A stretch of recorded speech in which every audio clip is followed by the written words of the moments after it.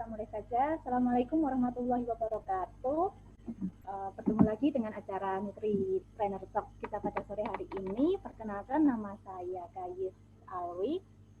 Saya perwakilan dari unit alumni. Untuk hari ini, acara Nutri Trainer Talk kita pada hari ini akan menampilkan 3 moderator yang sangat wow dari GC. Yang pertama nanti ada Mbak Lasdes Kristiani Friday, yang kedua Resi Arsila, dan yang ketiga Mbak Ineka Anggita Pita.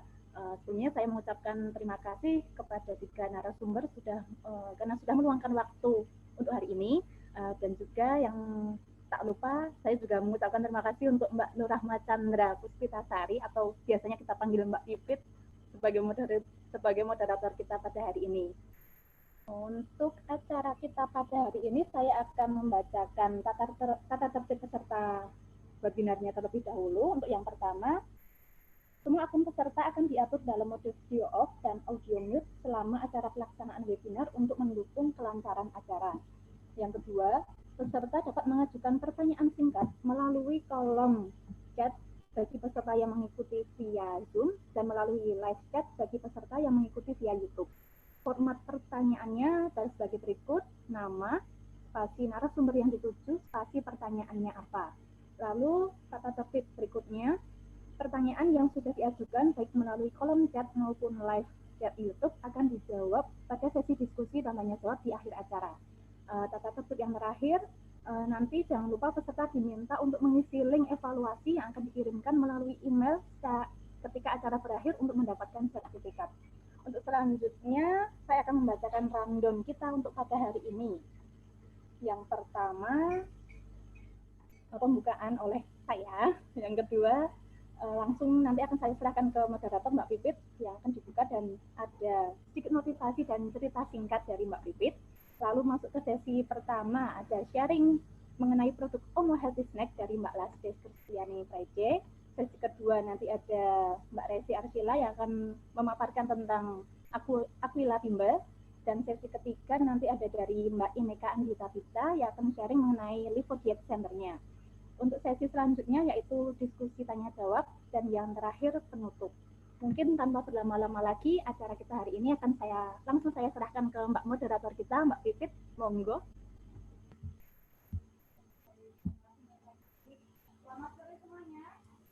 Oke, untuk awalan boleh semua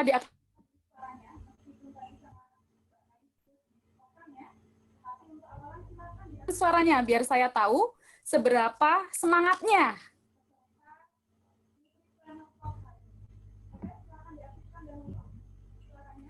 Saya akan sapa teman-teman semuanya. Semangat sore, teman-teman.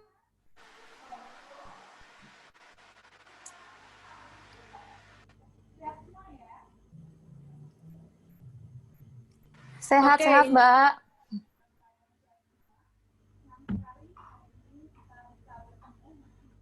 Secara online begitu ya, pada kegiatan nutrisi.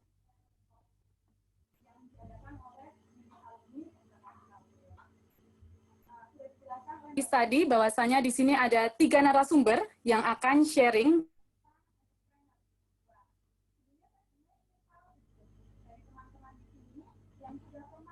Entrepreneur. Itu ada berapa ya? Silahkan bisa komen.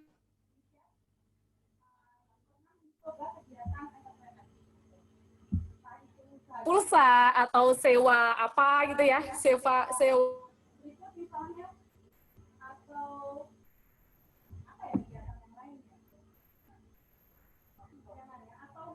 Jurnal misalnya. Silahkan bisa komen di chat.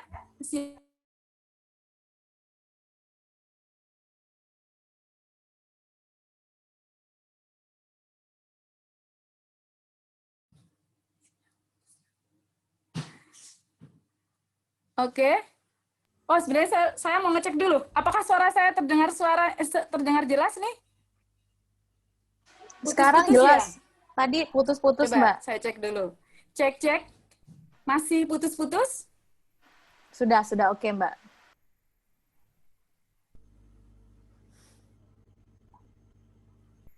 Oke, memang kalau internet itu di luar prediksi kita ya.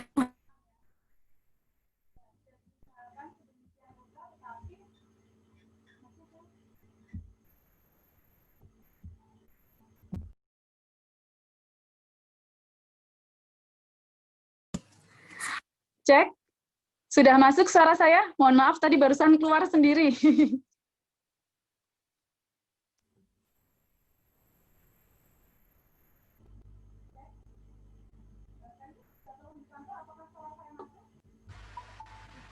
Suaranya di luar dari mikrofonnya kayaknya, Mbak. Jadi nggak jelas suaranya. Nah, ini kayak jauh banget dari mikrofonnya. Cek, cek. Sekarang? Nah, sekarang baru jelas. Suaranya tadi saya kecilkan. Oh, gitu. Kelupaan. Ya, saya ingin tahu nih dari teman-teman di sini siapa yang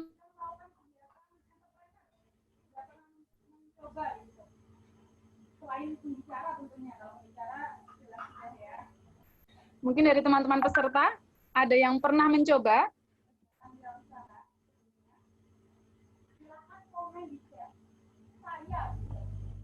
Usahanya lumayan nih dipromosikan di kegiatan kayak gini ya.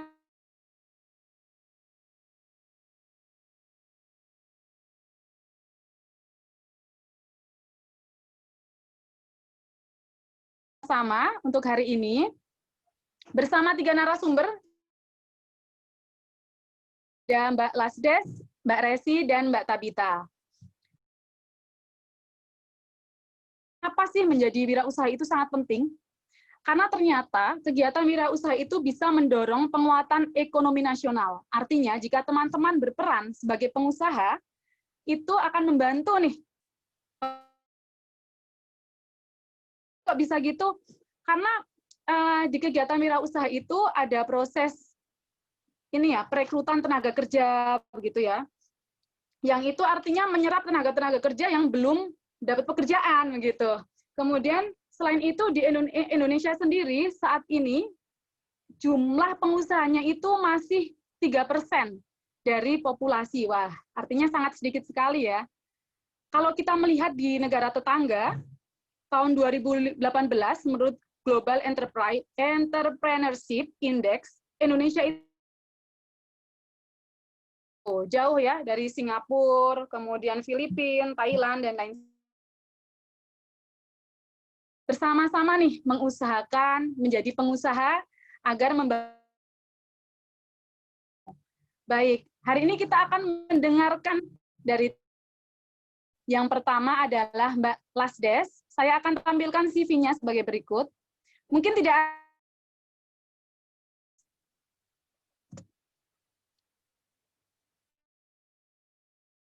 nama beliau adalah Lasdes Kristiani Friday, SGZ, MPH. Lahir di Tapanuli Selatan 31 Desember 1988. Saat ini beliau menjadi dosen di IKM. Wah, walaupun dosen ternyata tetap bisa. Untuk teman-teman yang bercita-cita sebagai dosen,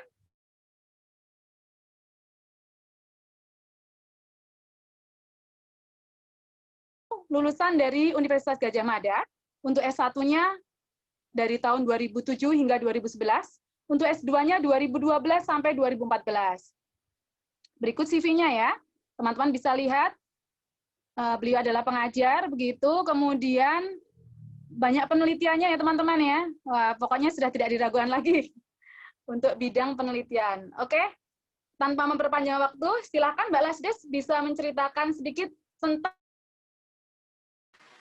Mbak, baik, terima kasih Mbak Pipit. Tadi suaranya agak putus-putus, tapi saya menangkap ya inti dari pembicaraannya tadi. Minta tolong Mbak Halo Kais. Mbak Lasdes. Iya, halo, bisa masuk suara saya? Halo? Suara saya bisa masuk, Mbak? Gimana Mbak Kais? Bisa nggak Mbak Kais? Iya, suara saya bisa masuk? Mbak, cuma agak putus barusan, Mbak. Oh, bisa jelas sekali Mbak Lasdes. Terima kasih Mas Rio. Ya mungkin sama Mbak Pipit saya kurang connect nih kayaknya nih. Kalau yang lainnya bisa dengar ya? Oke. Minta tolong Mbak Kais mungkin bisa share screen atau Mbak Pipit. Ya, sebelumnya saya mengucapkan terima kasih kepada unit alumni FKKM KUGM yang telah memberikan kesempatan pada kami, alumni-alumni gizi kesehatan, dapat berbagi di Nutripreneur Talk ini. Jadi, saya juga ingin menyapa buat rekan-rekan sejawat, kakak kelas maupun adik kelas, dan mungkin ada mahasiswa yang bergabung di sini. Perkenalkan, nama saya Lasdes Kristiani Friday, tadi sudah diperkenalkan oleh Mbak Pipit ya. Saya angkatan 2007, jadi gizi itu angkatan keempat. Mungkin bisa di-share screen, ya ini. Oke, next. Sebenarnya gini ya, teman-teman semuanya, kalau diminta untuk berbagi Nutripreneur Talk, saya tuh selalu berpikirnya ke flashback pada saat kita masuk program studi gizi kesehatan. Putus-putus ya? Halo Mbak Kais, jelas nggak? Jelas sih, Mas Rio, jelas nggak suara saya? Jelas, oke. Terima kasih Kanal. Jelas sekali. Oke, mungkin Mbak Pipit ya koneksinya ya. Kalau Kanal tadi katanya jelas. Oke, saya bilang we start from the same ladder. Kita memulai dari pijakan yang sama. Pada saat kita masuk program studi gizi kesehatan, mungkin kalau di angkatan saya di tahun keempat, gizi kesehatan tidak terlalu banyak orang yang tahu tentang prodi ini. Namun ada hal yang menarik, waktu saya SMA, saya asalnya dari Jakarta, itu saya berpikir nanti kalau saya kuliah di mana ya? Pertama langsung muncul itu UGM, yang kedua langsung muncul saya mau jadi ahli gizi. Padahal terminologi ahli gizi waktu itu belum terlalu hits ya, belum banyak orang yang tahu apa itu ahli gizi. Tahu-taunya di Fakultas Kedokteran UGM ada jurusan gizi kesehatan, dan itu cuma ada di UGM, yang lain-lainnya nggak ada. Oke, pada saat kita masuk, kita mungkin akan belajar yang namanya gizi dasar, kemudian kita juga akan belajar ilmu-ilmu kedokteran dasar, tentunya pada semester 2 dan seterusnya kita akan mulai belajar dietetik, kemudian kita mulai belajar teknologi pangan, kita mulai belajar patologi, kemudian farmakologi, antropologi makanan, dan semuanya. Mungkin satu di antara kita atau mungkin banyak di antara kita akan mendapatkan nilai A atau expert di segala bidang di atas kertas ya, semuanya dapat nilai A, semuanya nilainya excellent. Tapi mungkin ada satu tertentu atau satu subjek tertentu yang kita di sana ternyata lebih menonjol tanpa kita sadari, walaupun mungkin nilai kita semuanya rata A semua, misalnya seperti itu. Nah, ini yang saya dapatkan pada saat saya kuliah, mendapatkan gelar SGZ ini, tidak semua mata kuliah memang saya gemari, tapi ada mata kuliah tertentu yang khususnya ini berkaitan langsung dengan makanan. Nah, pada semester 4 atau 5 kalau nggak salah kita ada mata kuliah kewirausahaan gizi, nggak tahu angkatan sekarang namanya apa ya.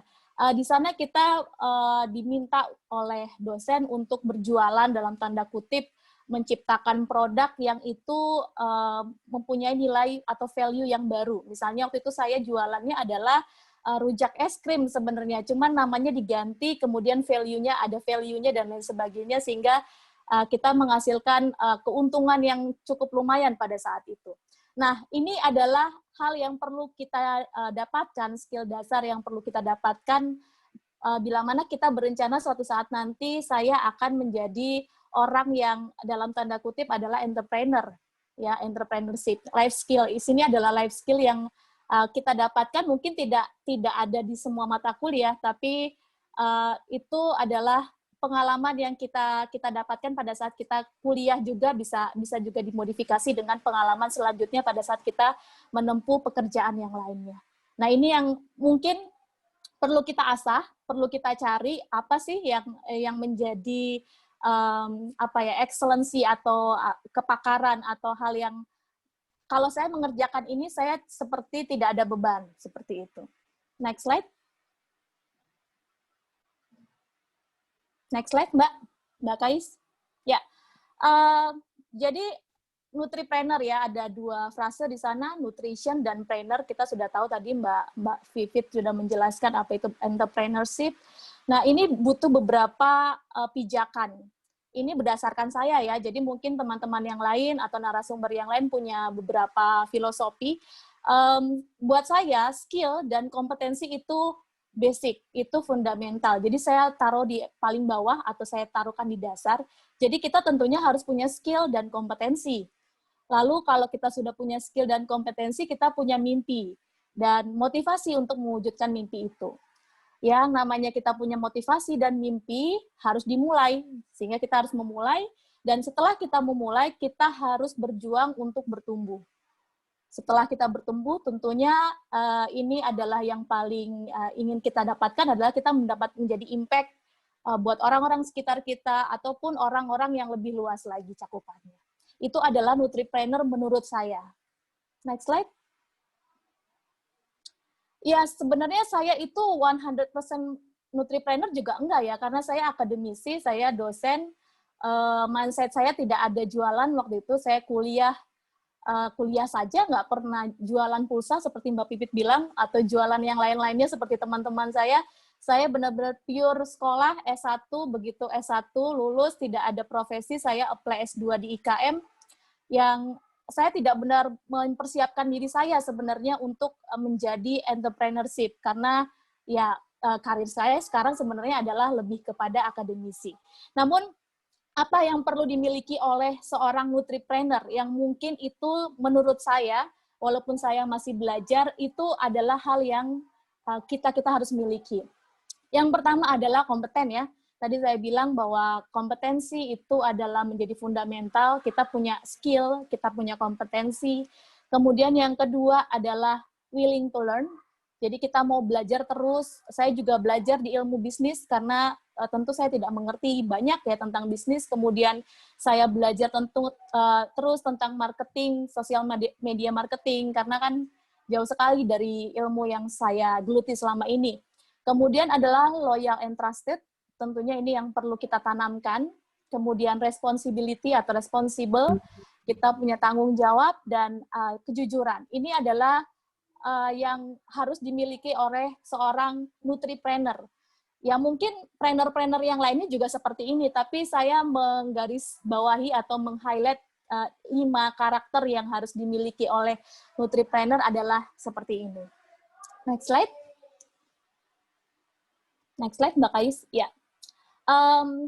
Sebenarnya begini, saya waktu itu masuk FKUGM sebagai CPNS tahun 2015, sama sekali nggak punya pikiran kalau saya akan bekerja sama dengan tim untuk menghasilkan suatu produk.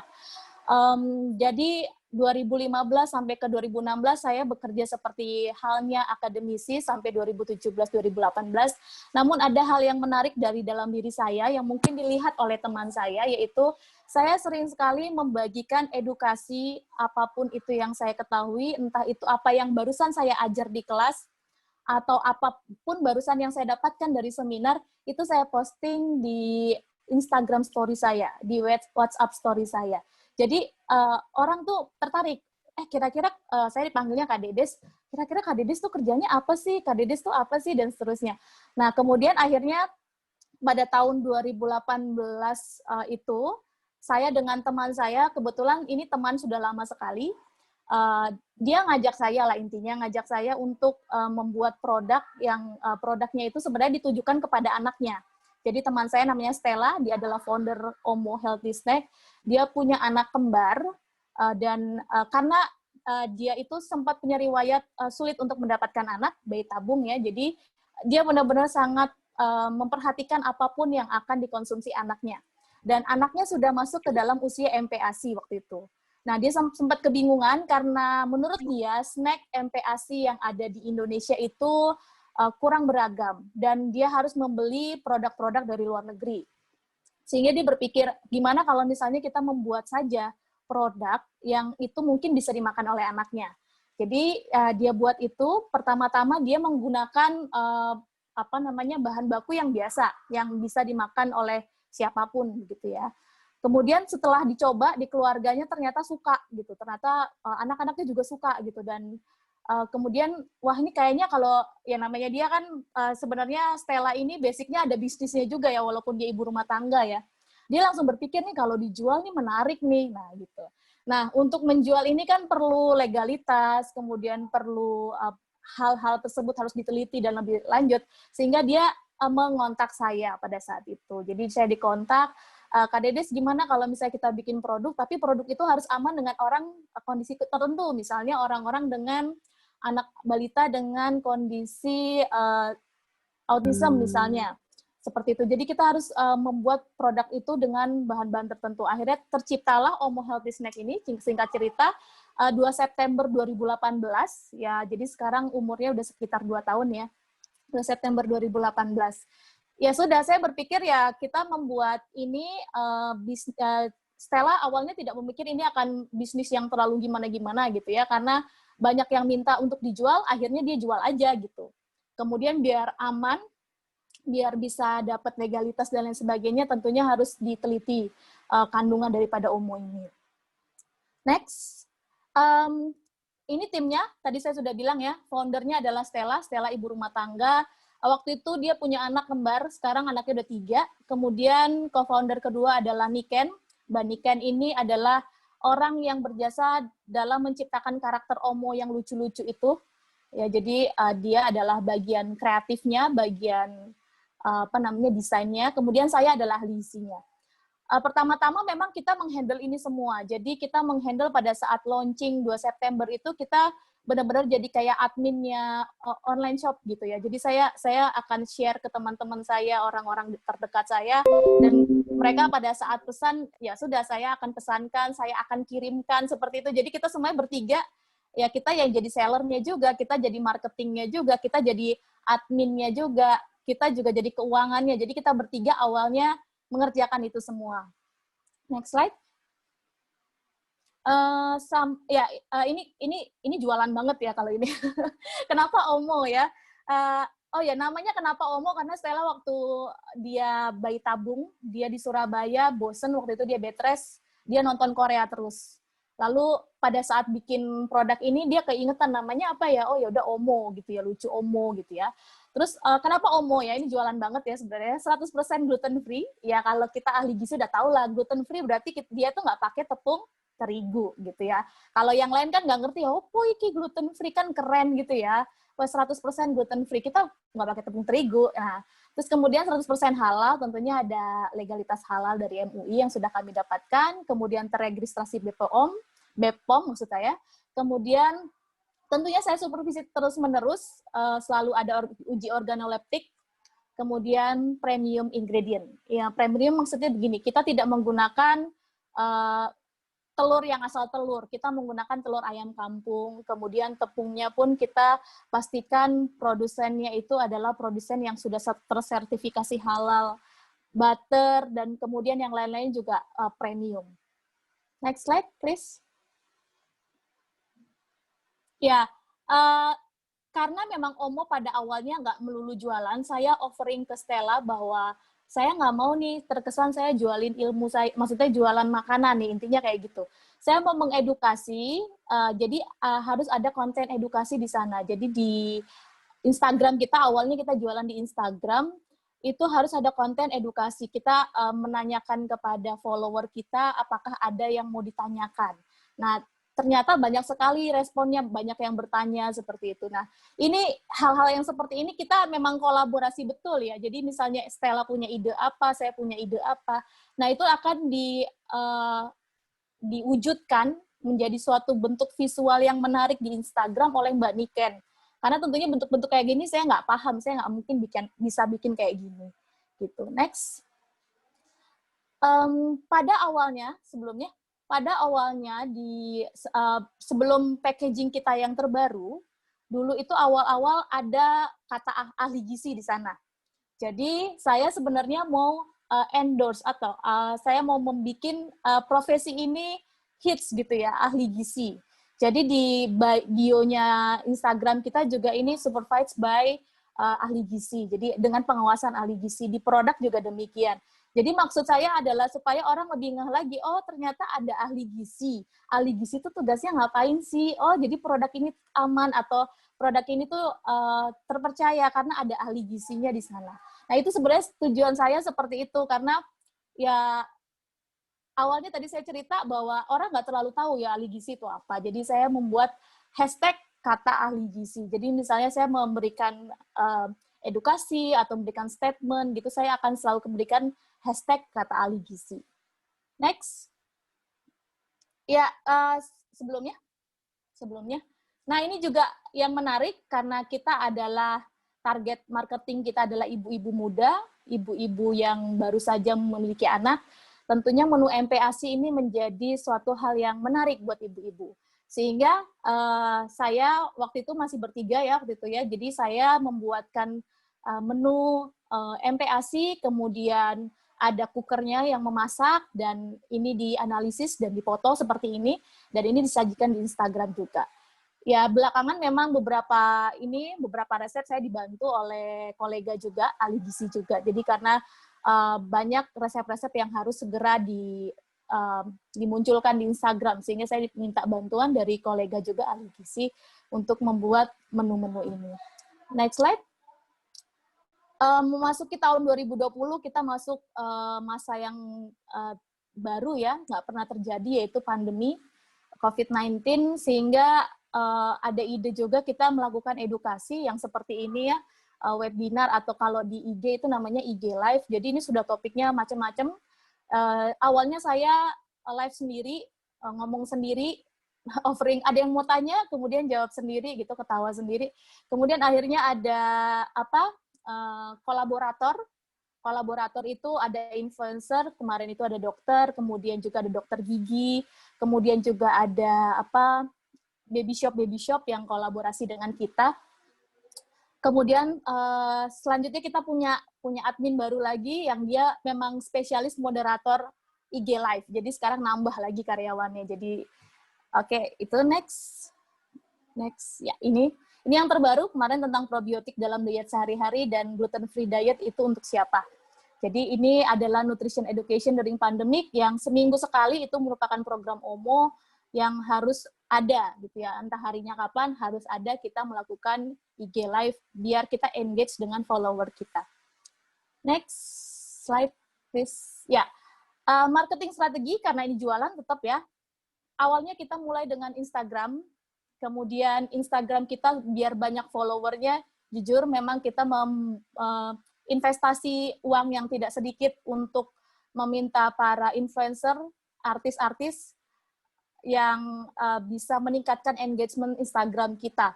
Dan itu memang terbukti sehingga setelah kita mendapatkan follower lebih banyak lagi, 2018 kita mengikuti Makerfest, itu adalah ajang pencarian kreator lokal di Indonesia yang disponsori oleh Tokopedia. Sebenarnya awalnya itu supaya kita muncul aja gitu ke permukaan. Tapi ternyata kita juara 1 di Jogja dan kita dikirim ke Jakarta untuk ke karantina waktu itu bulan Desember.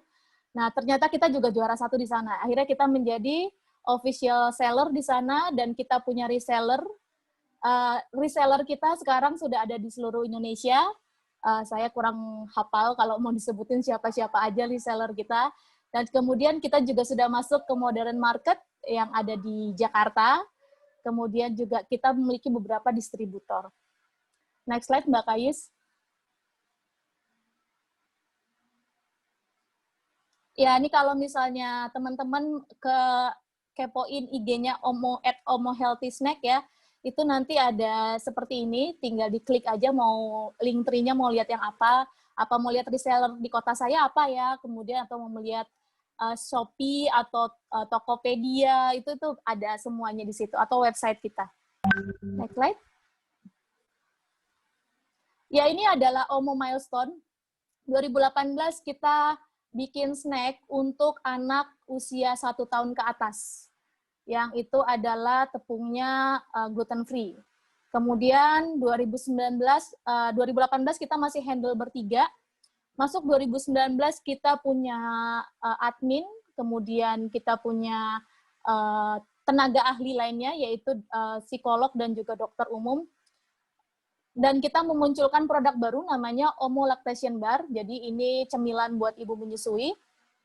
Kalau ini kita tepungnya tetap pakai gluten free, tapi kita kasih tambahan gula dan garam di sana.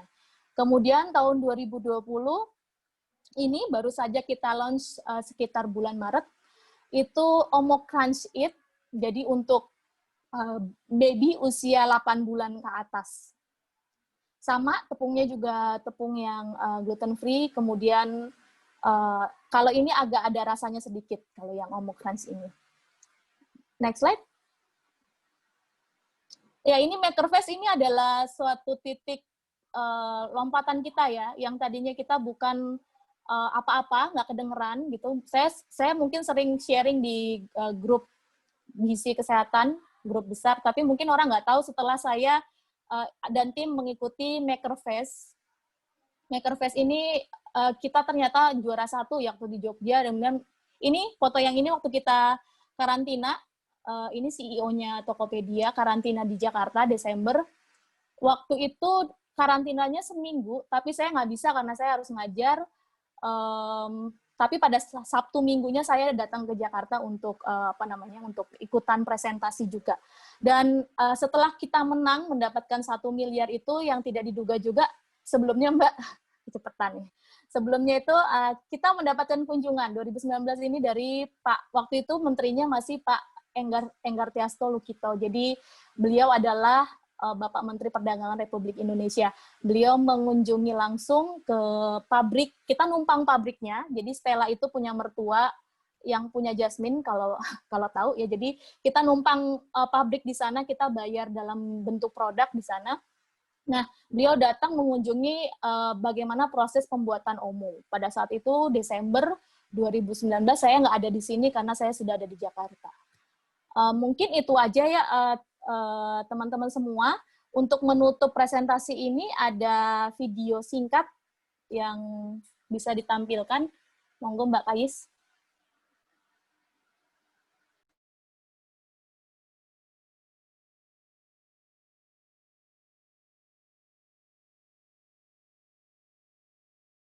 Waktunya masih 5 menit lagi.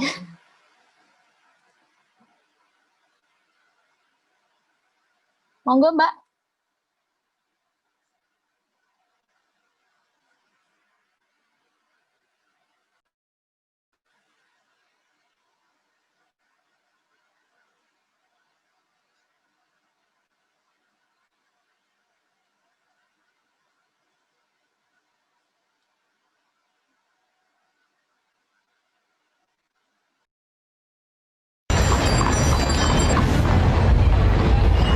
Ini tentang cinta yang jadi cita-cita.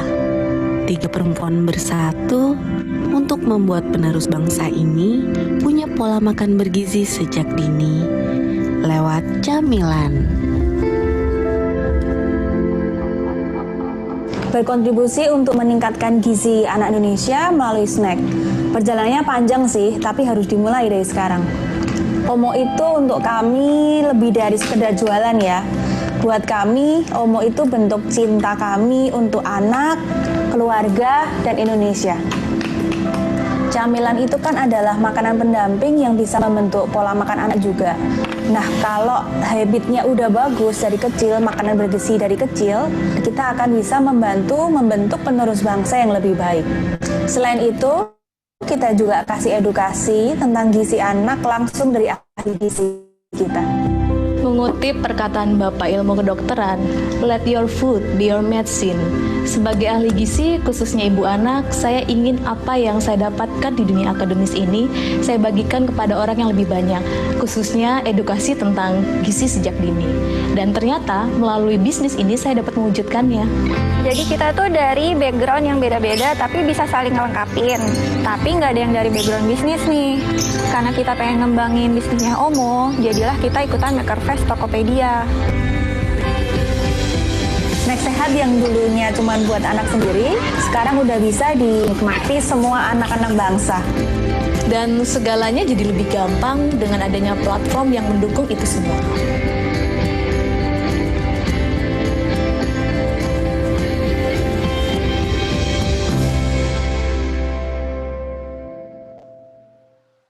Ya, mungkin itu aja presentasi dari saya. Semoga bermanfaat. Terima kasih. Saya kembalikan ke Mbak Pipit.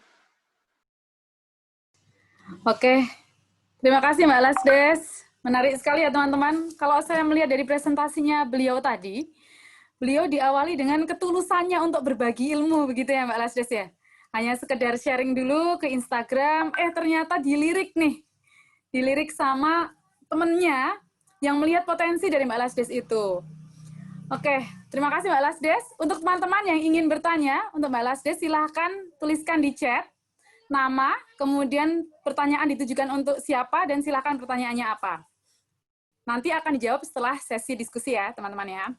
Baik, berikutnya ada narasumber kita, Mbak Resi Arshila, pemilik Aquila Bimbel. Halo Mbak Resi, selamat sore. Saya sudah masuk belum, Mbak? Sudah. Halo, Selamat sore Mbak Resi. sore. Selamat sore Mbak Pipit. Sehat Mbak Resi? Sehat, alhamdulillah. Gimana Mbak Pipit kabarnya? Nah ini Mbak Resi ini pemilik Aquila Bimbel ya teman-teman. Iya. Tapi ternyata teman-teman dari usaha bimbel ini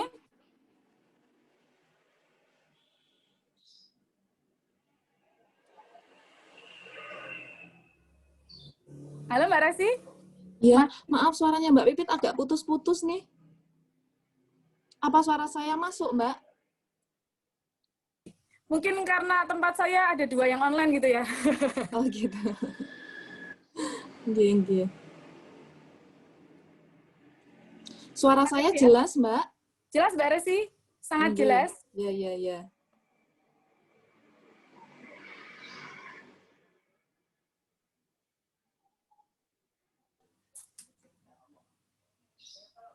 Putus kayak.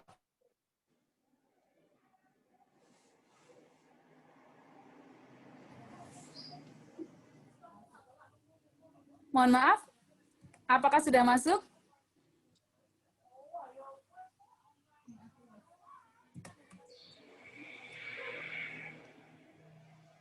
Halo teman-teman? Oke, di luar prediksi guys.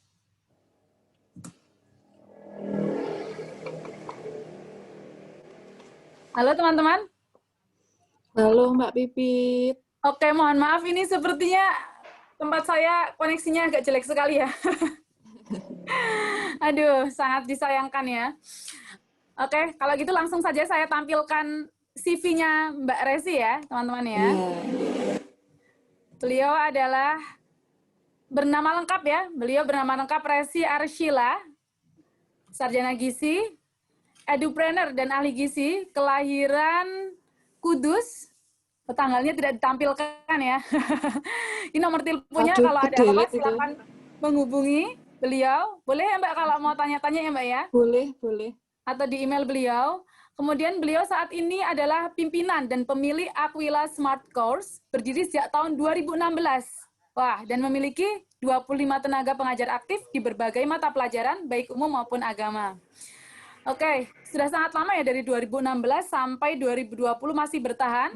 Pasti banyak naik turunnya, nanti kita akan dengarkan sharing dari beliau. Jelas kalau itu. Iya. Langsung saja mungkin Mbak Resi bisa disampaikan materinya. Iya. Assalamualaikum warahmatullahi wabarakatuh, teman-teman. Waalaikumsalam warahmatullahi wabarakatuh. Terima kasih atas waktunya. Terima kasih atas waktunya yang diberikan kepada saya, Mbak Pipit. Mbak Pipit ini adalah teman saya, teman satu angkatan saya, dan saya baru kali ini setelah sekian tahun lulus S1 itu baru ketemu, dan ketemu alhamdulillah di forum ini, gitu ya Mbak. Sebentar.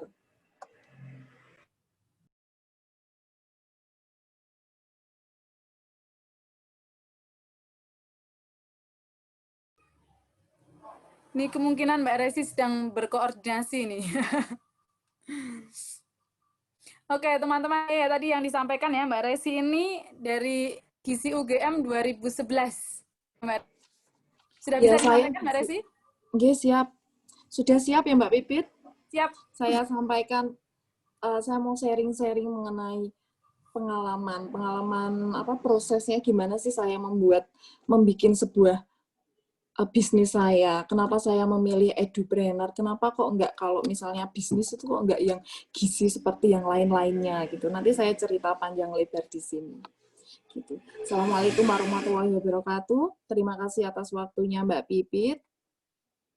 Kemudian terima kasih, saya sangat senang sekali diberi kesempatan untuk dapat hadir dalam forum pada sore hari ini yang sangat berbahagia.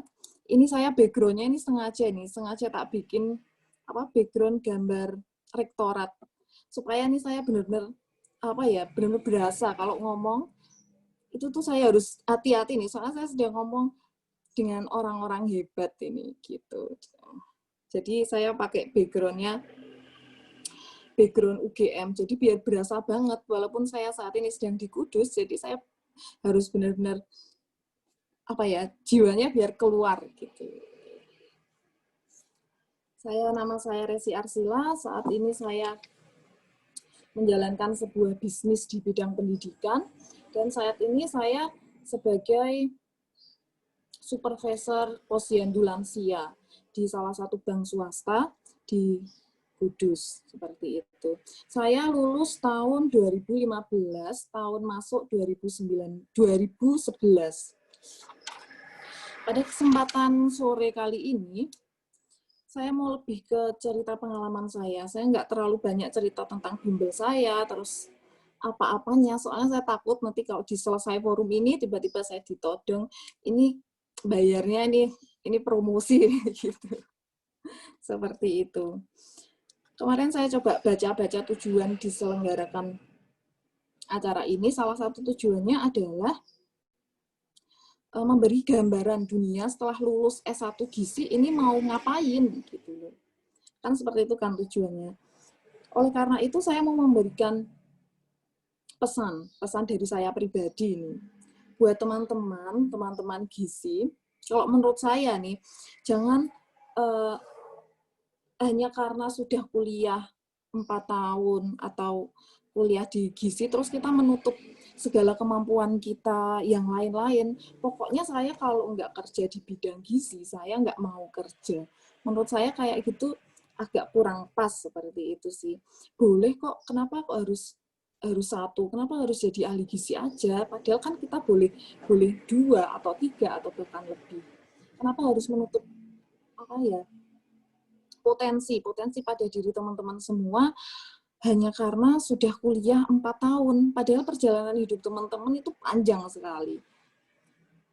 Dan melewati berbagai banyak pengalaman. Menurut saya, kayak gitu kurang sip lah, kurang bagus. Seperti Mbak Lasdes ini contohnya. Dia adalah seorang akademisi, juga seorang pengusaha. Seperti itu.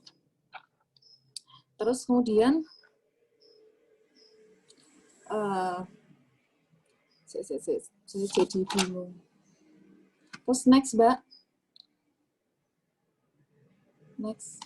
Latar belakang, kenapa sih saya memilih usaha ini? Pertama adalah karena modalnya minimal. Pada saat itu saya sudah berpengalaman kerja, cuma 1 tahun aja.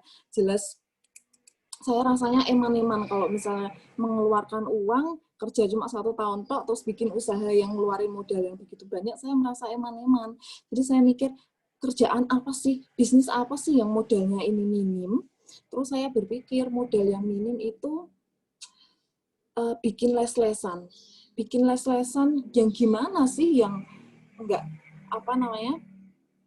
enggak makan biaya, enggak harus sewa tempat, enggak harus ini dan itu. Terus saya bikin bimbel ini adalah bimbel privat, Mbak.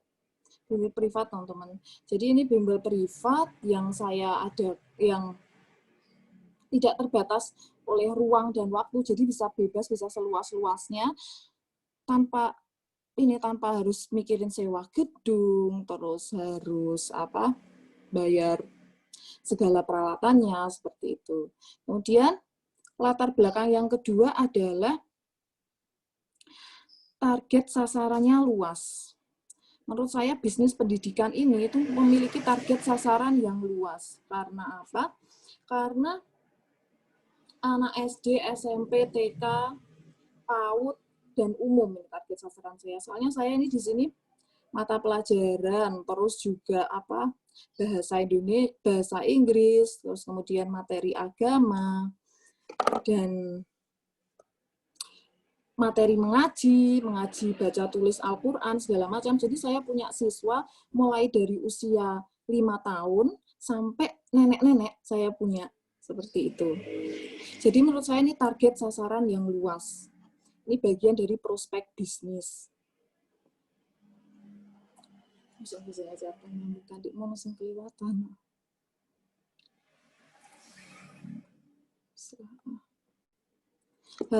Halo? Saya tersambung lagi, nggih? Sambung, Mbak. Nggih ya. Kemudian latar belakang yang kedua adalah menyerap banyak sumber daya manusia. Jadi saya berpikir waktu mau bikin bisnis ini, saya mikir bisnis apa sih yang bisa menyerap sumber daya manusianya itu banyak. Jadi saya mikir bisnis ini. Karena apa?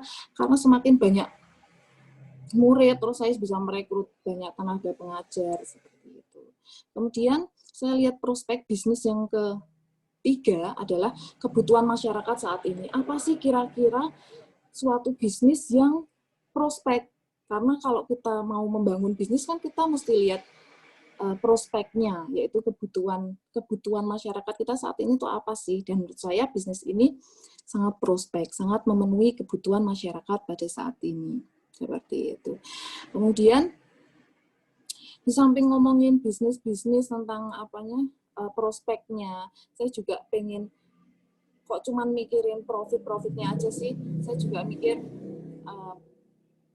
apa sih value-nya dari pekerjaan saya ini. Jadi saya mikir saya mesti punya pekerjaan yang punya visi misi yang bagus gitu, untuk meningkatkan kualitas sumber daya manusia di masa depan. Nggak jauh-jauh lah kalau misalnya kita ngomongin gizi, ngomongin kualitas masyarakat kita itu mesti ngomongin pendidikannya. Jadi menurut saya ngomongin pendidikan, ngomongin gizi itu nyambung untuk peningkatan kualitas sumber daya manusia, seperti itu. Lanjut Mbak Kayis. Kemudian mengenai pengalaman bisnis. Pengalaman bisnis saya, sebelumnya saya cerita tentang ini dulu ya Mbak, gimana sih awalnya merintis bisnis ini. Jadi pertama-tama saya itu benar-benar, kan tadi saya bilang tanpa modalnya benar-benar minimal, saya cuma modal uang sekitar 100.000 lah, beneran ini. Jadi 100.000 saya nyetak brosur sendiri, saya bagi itu brosur-brosurnya kepada siswa-siswa saya, bagi sendiri. Saya belum punya karyawan, belum punya apa, saya bagi-bagi sendiri. Terus di dalam brosur itu saya tulisi gratis konsultasi gizi.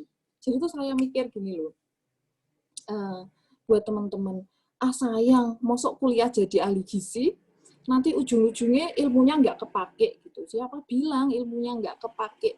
Ilmu itu nggak ada yang sia-sia. Apapun yang kita kerjakan itu nggak ada yang percuma. Saya pikir seperti itu. Jadi walaupun saya kerja di bidang edupreneur, tetap ilmu gizi saya ini kepake gitu. Jadi di brosur tersebut saya tulisi gratis konsultasi gizi. Tapi saat ini sudah saya hapuskan, soalnya saya sudah nggak kuat. Kalau misalnya saya harus ngeladeni semuanya, waduh saya benar-benar belum bisa itu, seperti itu. Terus waktu itu saya memang agak ini ya Mbak, kurang percaya diri. Tapi saya ingat pesannya Pak Toto tercinta, Pak Toto yang sekarang kepala prodi masih nggih. Pak Toto bilang kayak gini ke saya waktu KKN, Resi, kamu kalau mau pendekatan sama masyarakat, kalau mau cerita tentang edukasi, cerita tentang masalah gizi, nggak apa-apa, pokoknya cerita aja, nggak usah takut salah, nggak usah takut gimana-gimana, pokoknya nanti kalau kamu menemukan kesulitan, kamu bisa kok telepon saya, SMS saya, bisa tanya, nanti langsung saya jawab gitu katanya. Jadi dulu saya mahasiswa yang paling sering bolak-balik nemuin dosen-dosen gizi tercinta. Jadi menurut saya dosen-dosen beliau-beliau itu tuh memancarkan energi positif ini beneran nih. Jadi pesan saya buat adik-adik, pokoknya jangan ragu-ragu ketemu sama beliau-beliau ini, pokoknya yang terbaik lah beliau-beliaunya ini. Gitu. Setelah saya sebar brosur, Selanjutnya saya mulai rekrutmen tenaga pengajar. Jadi saya benar-benar nggak ngajar, saya benar-benar pegang di manajemennya segala macam, saya nggak ikut ngajar. Biar saya bisa fokus di pengembangannya. Untuk urusan ngajar segala macam saya serahkan kepada yang lebih ahli. Biasanya yang jurusan pendidikan seperti itu. Saya sebar, terus saat ini saya memiliki 25 tenaga pengajar, dan 25 tenaga pengajar dalam 1 minggu 100 kelas berjalan, sekitar segitulah. Seperti itu. Kalau pengalaman bisnis, saya dapat ilmu jualan segala macam, sebetulnya saya jualan dari kecil, saya memang orangnya suka jualan sih. Dari kecil saya suka jualan seperti itu, kemudian kerja di salah satu perusahaan susu. Di situ saya pegang bagian marketing, tapi agak konsultasi gizi, gitu. Agak penyuluhan gitu. Penyuluhan tapi intinya jualan gitu. Jadi saya belajar banyak sekali tentang ilmu marketing, tentang brand development, tentang ya pokoknya yang itulah. Terus saya rasa itu sudah cukup. Oke, kenapa nggak coba saya jualan produk saya sendiri seperti itu. Lanjut Mbak Kayis. Gambaran usaha. Tadi sudah sedikit saya ceritakan. Ini adalah bimbel privat. Kegiatan belajar mengajar dilakukan di rumah siswa, mapel sekolah, SD, SMP, SMA, PAUD, semua mata pelajaran, mapel umum, bahasa Inggris, bahasa Jepang, mapel agama, mulai dari kiroati, terus belajar baca tulis Al-Quran, seperti itu. Karena saya juga masuk ke pondok-pondok untuk target sasarannya. Jadi kalau di pondok, di Kudus tuh banyak pondok, jadi saya nyebar brosur, door to door lah istilahnya, seperti itu, masuk ke pondok, saya nyediain tenaga pengajarnya ke situ. Lanjut Mbak Kayis, ternyata waktunya tinggal 7 menit. Manfaat usaha saya bagi menjadi 2, manfaat untuk saya pribadi dan untuk masyarakat. Manfaat untuk saya pribadi jelas, karena yang namanya usaha, saya mikirnya untung, seperti itu. Keuntungan usaha. Yang kedua adalah pengembangan diri, jelas nih. Apapun yang kita lakukan itu adalah proses belajar, menurut saya seperti itu. Terus nomor 3 adalah memperluas jejaring. Bisnis ini adalah bisnis yang benar-benar kekuatannya ini pada jaringan. Terus masyarakat, keuntungan untuk masyarakat yang pertama adalah siswanya. Jelas dong, siswa belajar pasti dapat manfaat atas ilmu yang telah mereka peroleh. Kemudian manfaat yang kedua adalah memberikan kesempatan bekerja bagi masyarakat. Lanjut Mbak Kayis. Hambatan usaha. Yang pertama adalah kurang tenaga pengajar. Jadi saat saya menjalankan bisnis ini, yang paling saya agak kebingungan nih, kurang tenaga pengajar. Bener nih, saya merasa kewalahan. Jadi banyak siswa yang masuk seperti itu, tapi nyari tenaga pengajar itu benar-benar susah. Walaupun lulusan sarjana pendidikan itu setiap tahunnya terus banyak meningkat, tapi entah kenapa kok ya susahnya minta ampun gitu, bingung saya. Seperti itu. Kemudian hambatannya adalah perbedaan tujuan pembelajaran. Ini menurut saya ini mental yang perlu dibangun, soalnya anak-anak sekolah ini mikirnya nih nilai gitu loh. Jadi tujuannya orang tua, baik itu wali murid maupun siswa, pokoknya maunya nilainya bagus, entah gimana caranya. Jadi mereka kurang antusias untuk belajar, tapi lebih ke ngerjain soal seperti itu. Menurut saya solusinya adalah dengan komunikasi, dengan komunikasi ke orang tuanya, ke siswanya, seperti itu. Lanjut Mbak Kayis. Tips usaha. Tips usaha menurut saya, yang pertama adalah jeli melihat peluang. Jeli melihat peluang ini, kalian ada di mana, kira-kira apa sih yang dibutuhkan masyarakat saat itu. Kemudian yang kedua adalah letakkan dulu gelarnya. Pokoknya siapapun kalian, pokoknya letakkan dulu biar kalian tuh bisa all out gitu. Kalau mikir tuh bisa jernih, nggak terbatas, nggak terpancang. Saya kan mahasiswa gizi, kalau saya nggak kerja di bagian gizi, pokoknya saya nggak mau. biar nggak ada pemikiran kayak gitu. Soalnya pemikiran kayak gitu menurut saya nih membatasi kemampuan teman-teman untuk berkreasi lebih banyak lagi gitu. Kemudian tahu diri. Tahu diri, belum Mbak. Balik lagi Mbak. Tahu diri maksudnya seperti apa sih? Tahu siapa saya ini siapa, kompetensi saya itu apa. Kompetensi nggak terbatas cuma cuma apa yang dapat dari pendidikan formal ya, kompetensi bisa segala macam, bisa didapat dari pengalaman yang banyak. Kemudian di mana saya ini penting untuk melihat apa sih kebutuhan yang kira-kira dibutuhkan. Kemudian melek finansial, terutama manajemen keuangan dan permodalan. Salah satu bisnis menurut saya ini paling fundamental ini melek finansial. Soalnya kalau nggak gitu, nggak jalan yang namanya bisnis kalau menurut saya. Soalnya entah uangnya yang habis, apa gimana, uangnya kepake, terus melek permodalan. Karena yang namanya bisnis, walaupun bilangnya modal minimal, tapi 100.000 itu juga modal. Kemudian sedikit bicara, banyak bekerja. Terus yang terakhir adalah mulai aja dulu, seperti itu. Waktu saya bikin slide ini, terus suami saya baca nih. Terus yang terakhir dia bilang, tambah ini lo mulai aja dulu gitu. Katanya salah satu seorang entrepreneur sukses, dia tuh bilang pokoknya mulai aja dulu. Terus saya pikir iya sih bener, pokoknya mesti dimulai aja dulu, baru nanti kita ketemu masalah, ketemu pelajarannya, terus baru kita mulai, baru kita carikan solusinya, seperti itu. Terus. Nah, itu namanya mulai aja dulu. Lanjut Pak Kayis. Nah, ini adalah salah satu foto, beberapa foto sih. Saya nggak banyak punya foto tentang kegiatan belajar mengajar. Ini foto-foto les anak-anak. Lanjut. Nah, sekian, terima kasih atas waktunya. Ini foto sedikit, ini waktu tahun 2017 apa 18 ini tentornya baru segini. Sekarang sudah lebih dari ini. Terima kasih atas waktunya Mbak Pipit. Mohon maaf jika ada salah-salah kata. Wassalamualaikum warahmatullahi wabarakatuh. Waalaikumsalam warahmatullahi wabarakatuh.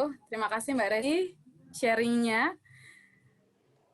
Beliau kalau saya lihat ini ya, memang melihat peluang begitu ya, karena di sana banyak pondoknya, jadi wirausahanya masuk ke sana gitu ya Mbak, walaupun bimbel begitu. Iya, dan yang saya setuju memang untuk teman-teman yang ingin mencoba berwirausaha, yang paling murah untuk kita nih, kaum miskin modal itu adalah menjual jasa. Begitu. Sama Mbak. Iya, benar ya. Jadi yang paling minim modal adalah menjual jasa ya. Jadi teman-teman yang mungkin bisa bakat nge-MC, coba ditekuni benar-benar gitu ya. Apalagi betul. Sekarang nih, sekarang kan lagi ada pandemi COVID-19. Nggak ngapa-ngapain, nggak main-main. Nah, silakan menambah skill teman-teman sendiri, bisa skill desain, kemudian atau gambar, atau mungkin bisa jadi vlogger gitu ya. Nah, karena memiliki kemampuan itu adalah hal yang tidak ada ruginya, begitu. Bisa dimanfaatkan kapanpun. Oke, terima kasih Mbak Resi. Untuk teman-teman yang ingin bertanya, atau ingin mendaftar nih, ada di Kudus, ingin mendaftar menjadi pengajarnya, silakan menghubungi Mbak Resi juga ya. Karena tadi saya dengar masih kurang pengajarnya Mbak Resi ya? Betul, masih kurang Mbak. Kepontal saya kewalahan. Tuh, sampai kewalahan. Jadi kalau ada teman-teman yang ingin bergabung sama Mbak Resi, mengisi waktu kosongnya, silakan bisa menghubungi Mbak Resi. Oke? Akhirnya ada satu pembicara terakhir yang akan bergabung bersama kita, Mbak Tabita. Mbak Tabita sudah bergabung bersama kita, Mbak Tabita? Halo, sudah. Halo Mbak Tabita. Wah, sibuk sekali ya Mbak. Terima kasih sudah meluangkan waktunya Mbak. Biasa Mbak Pipit, terima kasih untuk undangannya. Mbak Kais juga, terima kasih sudah menghubungi. Iya, untuk teman-teman yang belum tahu Mbak Tabita, beliau adalah pemilik Livo Diet ya. Oke, saya akan bukakan dulu CV-nya, biar lebih jelas ya teman-teman ya. Nah, beliau bernama lengkap Ineka Andi Tabita, CEO dan dietitian. Kalau teman-teman pernah mendengar Livo Nutrition Center, di IG hits banget loh. Coba dikepo dulu tuh. Nah, ini beliau adalah CEO-nya, begitu. Kalau tadi ya Mbak Resi itu kan agak melenceng nih dari jurusannya gitu ya. Dari gizi, tapi beliau berwirausahanya di kursus. Nah, kalau Mbak Tabita yang garis lurus nih. Gitu ya. Mbak Tabita, beliau membuat ini ya, untuk konsultasi diet, klinik sendiri gitu ya Mbak Tabita ya? Sudah sejak tahun 2016. Sampai sekarang lancar Mbak? Amin, puji Tuhan. Oke, nah ini pasti juga banyak sekali cerita dari Mbak Tabita gimana perjalanan beliau sampai akhirnya bikin apa ya, konsultasi diet sendiri gitu. Padahal zaman dulu mungkin masih asing ya Mbak, ahli gizi itu apa sih gitu ya. Tapi beliau Jangan baru pada lulus lagi ya. Gimana Mbak? Baru lulus, jangan baru pada lulus ya. Masih muda-muda. Ini campur-campur Mbak, ada yang 2011, ada yang ya macam-macam. Oke, silakan Mbak Tabita bisa bercerita gimana sih perjalanan Mbak Tabita sampai sekarang begitu. Ya, terima kasih semuanya. Selamat sore. Semoga kita semua dalam keadaan sehat. Salam sejahtera untuk kita semua. Dan untuk mempersingkat waktu, mungkin Mbak Kais, saya bisa boleh dikasih kesempatan untuk boleh share screen sendiri ya. Sudah Mbak, coba. Sudah, ya. Terima kasih.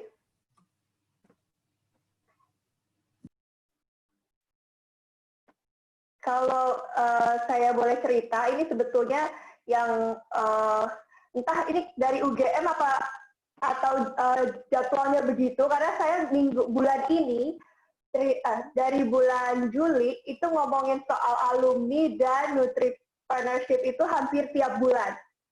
Saya nggak tahu dari kampus apa jadwalnya atau gimana, ini saya tiap bulan minimal ngomong 2 kali. Makanya waktu Mbak Kais bilang, kalau nggak salah kalau teman-teman ada ikut audisi minggu depan, itu saya join juga. Ini saya bingung, apa nggak bosan ya muka saya gitu. Saya jadi nggak enak sendiri malah tapi saya mikirnya ini tujuan kita harus memperbanyak nutritionist, dietitian yang beredar gitu. Teman-teman, saya bersyukur sekali kalau misalnya teman-teman sudah memilih path-nya hari ini. Tapi in case you don't, atau ada beberapa di sini juga pembicara yang sudah luar biasa. Tadi yang pertama adalah Des, terus yang kedua ada Resi. Perkenalkan juga saya Tabita. Perbedaan umur ini kita anggap tidak ada ya, karena kalau saya lihat dari angkatan, mungkin saya yang paling tua karena saya tahu diri, saya angkatan pertama, jadi jelas saya paling tua di antara semua pembicara-pembicara kita sore hari ini. Dan saya sangat bangga ketika teman-teman semua sudah menemukan, terutama untuk para pembicara yang hadir bersama saya sore ini, sudah menemukan passion dan tujuannya dalam meniti karir. Entah apapun itu dari bidang nutrisi maupun yang edupreneur, saya rasa itu bagus, suatu mentalitas yang perlu ditingkatkan di angkatan-angkatan selanjutnya. Atau bahkan yang sudah bekerja seperti Lasis tadi, jadi ternyata ada dosen, terus gabung sama Stella ya, di OMO ya. Oke, kalau boleh saya mulai, saya memberi judul bukan cerita saya lebih akan ada cerita saya, karena sebetulnya ini penting. Yang saya tekankan sore ini adalah, ayo teman-teman, show yourself. Bukannya tidak menghargai pekerjaan lain bukan di bidang nutrisi, tapi saya ingin menekankan sekali, kita sudah belajar di sini, saya justru malah mau bikin kompornya. Teman-teman, lapangan pekerjaannya banyak, mungkin di sini saya bisa sharing dan bisa bantu teman-teman untuk memilih salah satunya. Karena saya benar-benar, selain dari CEO ini, saya mengerjakan banyak hal, jadi tidak hanya dari Livo saja gitu. Saya makanya bilangnya ini adalah feeding the future. Semoga ketika teman-teman pulang atau selesai Zoom pada sore ini, minimal kalian sudah punya 1 atau 2 pilihan karir selain pilihan karir yang Anda pegang saat ini. Ya, jadi nutrition level karir, kita lebih banyak membuka kira-kira karir apa aja sih yang bisa kita dapatkan di bidang nutrisi, kemudian nutritionist di food service, karena kebanyakan kita semua konsentrasinya di situ ya, tapi saya mau kasih buka sedikit kira-kira food service apaan aja. Terus yang terakhir adalah nutritionist yang ada di Indonesia dan juga di seluruh dunia. Harapannya supaya kalau kita lihat nggak cuma ada di Indonesia, ternyata dalam jangkupan yang lebih luas, nutrisionis itu kerjanya lebih lebar, nggak cuma aja di dosen, nggak cuma jadi PNS, tidak cuma seperti saya konsultan orang, kerja di perusahaan masih banyak lagi. Jadi teman-teman kalau misalnya masih bingung, stuck sama sekali 5 menit aja. Oke, saya mau tanya dulu, kenapa sih kalian mau jadi nutrisionis gitu? Kalau misalnya kalian sudah menemukan itu, saya pikir itu yang jadi obornya. Ketika kalian sudah menemukan kenapa saya pengen jadi nutrisionis, karena itu akan berhubungan dengan problem apa sih yang ingin kamu solve. Tujuan kamu di dunia, entah itu apapun pekerjaanmu, bahkan kamu pun yang tidak bekerja, itu adalah memberikan solusi buat orang lain. Itu udah prinsip dasar dari tiap-tiap orang ya. Ketika kita sudah dilahirkan di dunia ini, kita sudah bekerja atau sudah belajar S1 gitu. Kita mau jadi nutrisionis, kita mesti tahu dulu tuh. Kira-kira kita mau jadi nutrisionis kayak apa dan mau menyelesaikan solusi apa. Sebelum menjawab itu, teman-teman dalam hati, sekarang baru saya mau cerita siapa saya gitu. Kalau teman-teman mungkin ada yang belum kenal, saya salah satu dari angkatan pertama dari GC 2003. Saya sama seperti teman-teman seangkatan saya, sungguh eksperimen yang terjadi dalam perkuliahan kami, kalau bisa dibilang seperti itu, sangat jauh berbeda dengan teman-teman yang mungkin sekarang sudah belajar atau sudah banyak menerima input mengenai nutrisionis seperti apa, job deskripsinya akan seperti apa, lapangan kerja seperti apa.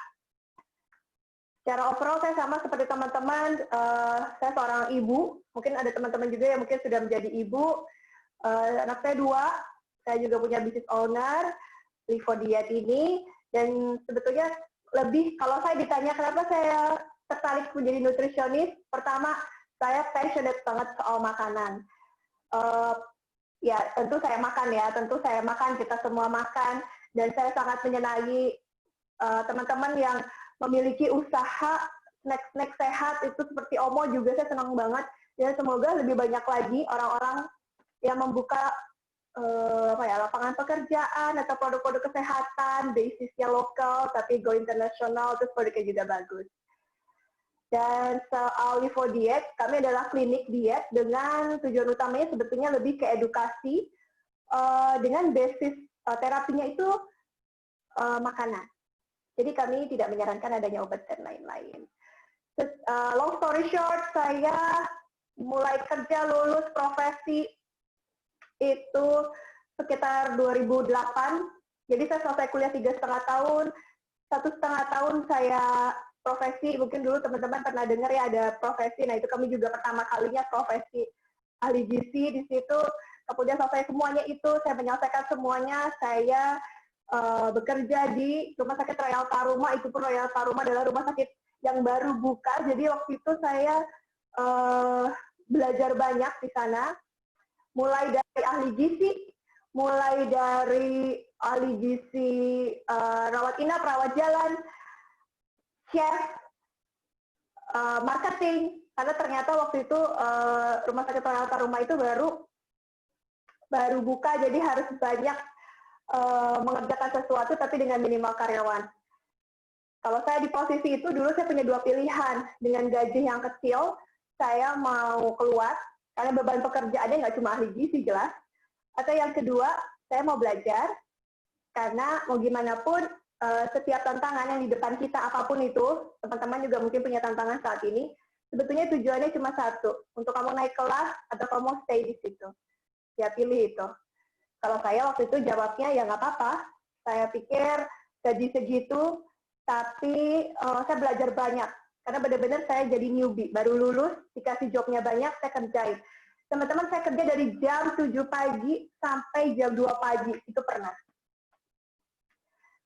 Kok mau gitu ya? Yang pertama, saya single waktu itu, baru lulus, di kos aja, jadi tujuan makan pun irit. Jadi dulu basicnya cuma karena kalau di rumah sakit saya bisa makan 3 kali nggak bayar, tinggal ngambil aja tuh di kafe karena semua employee bisa makan.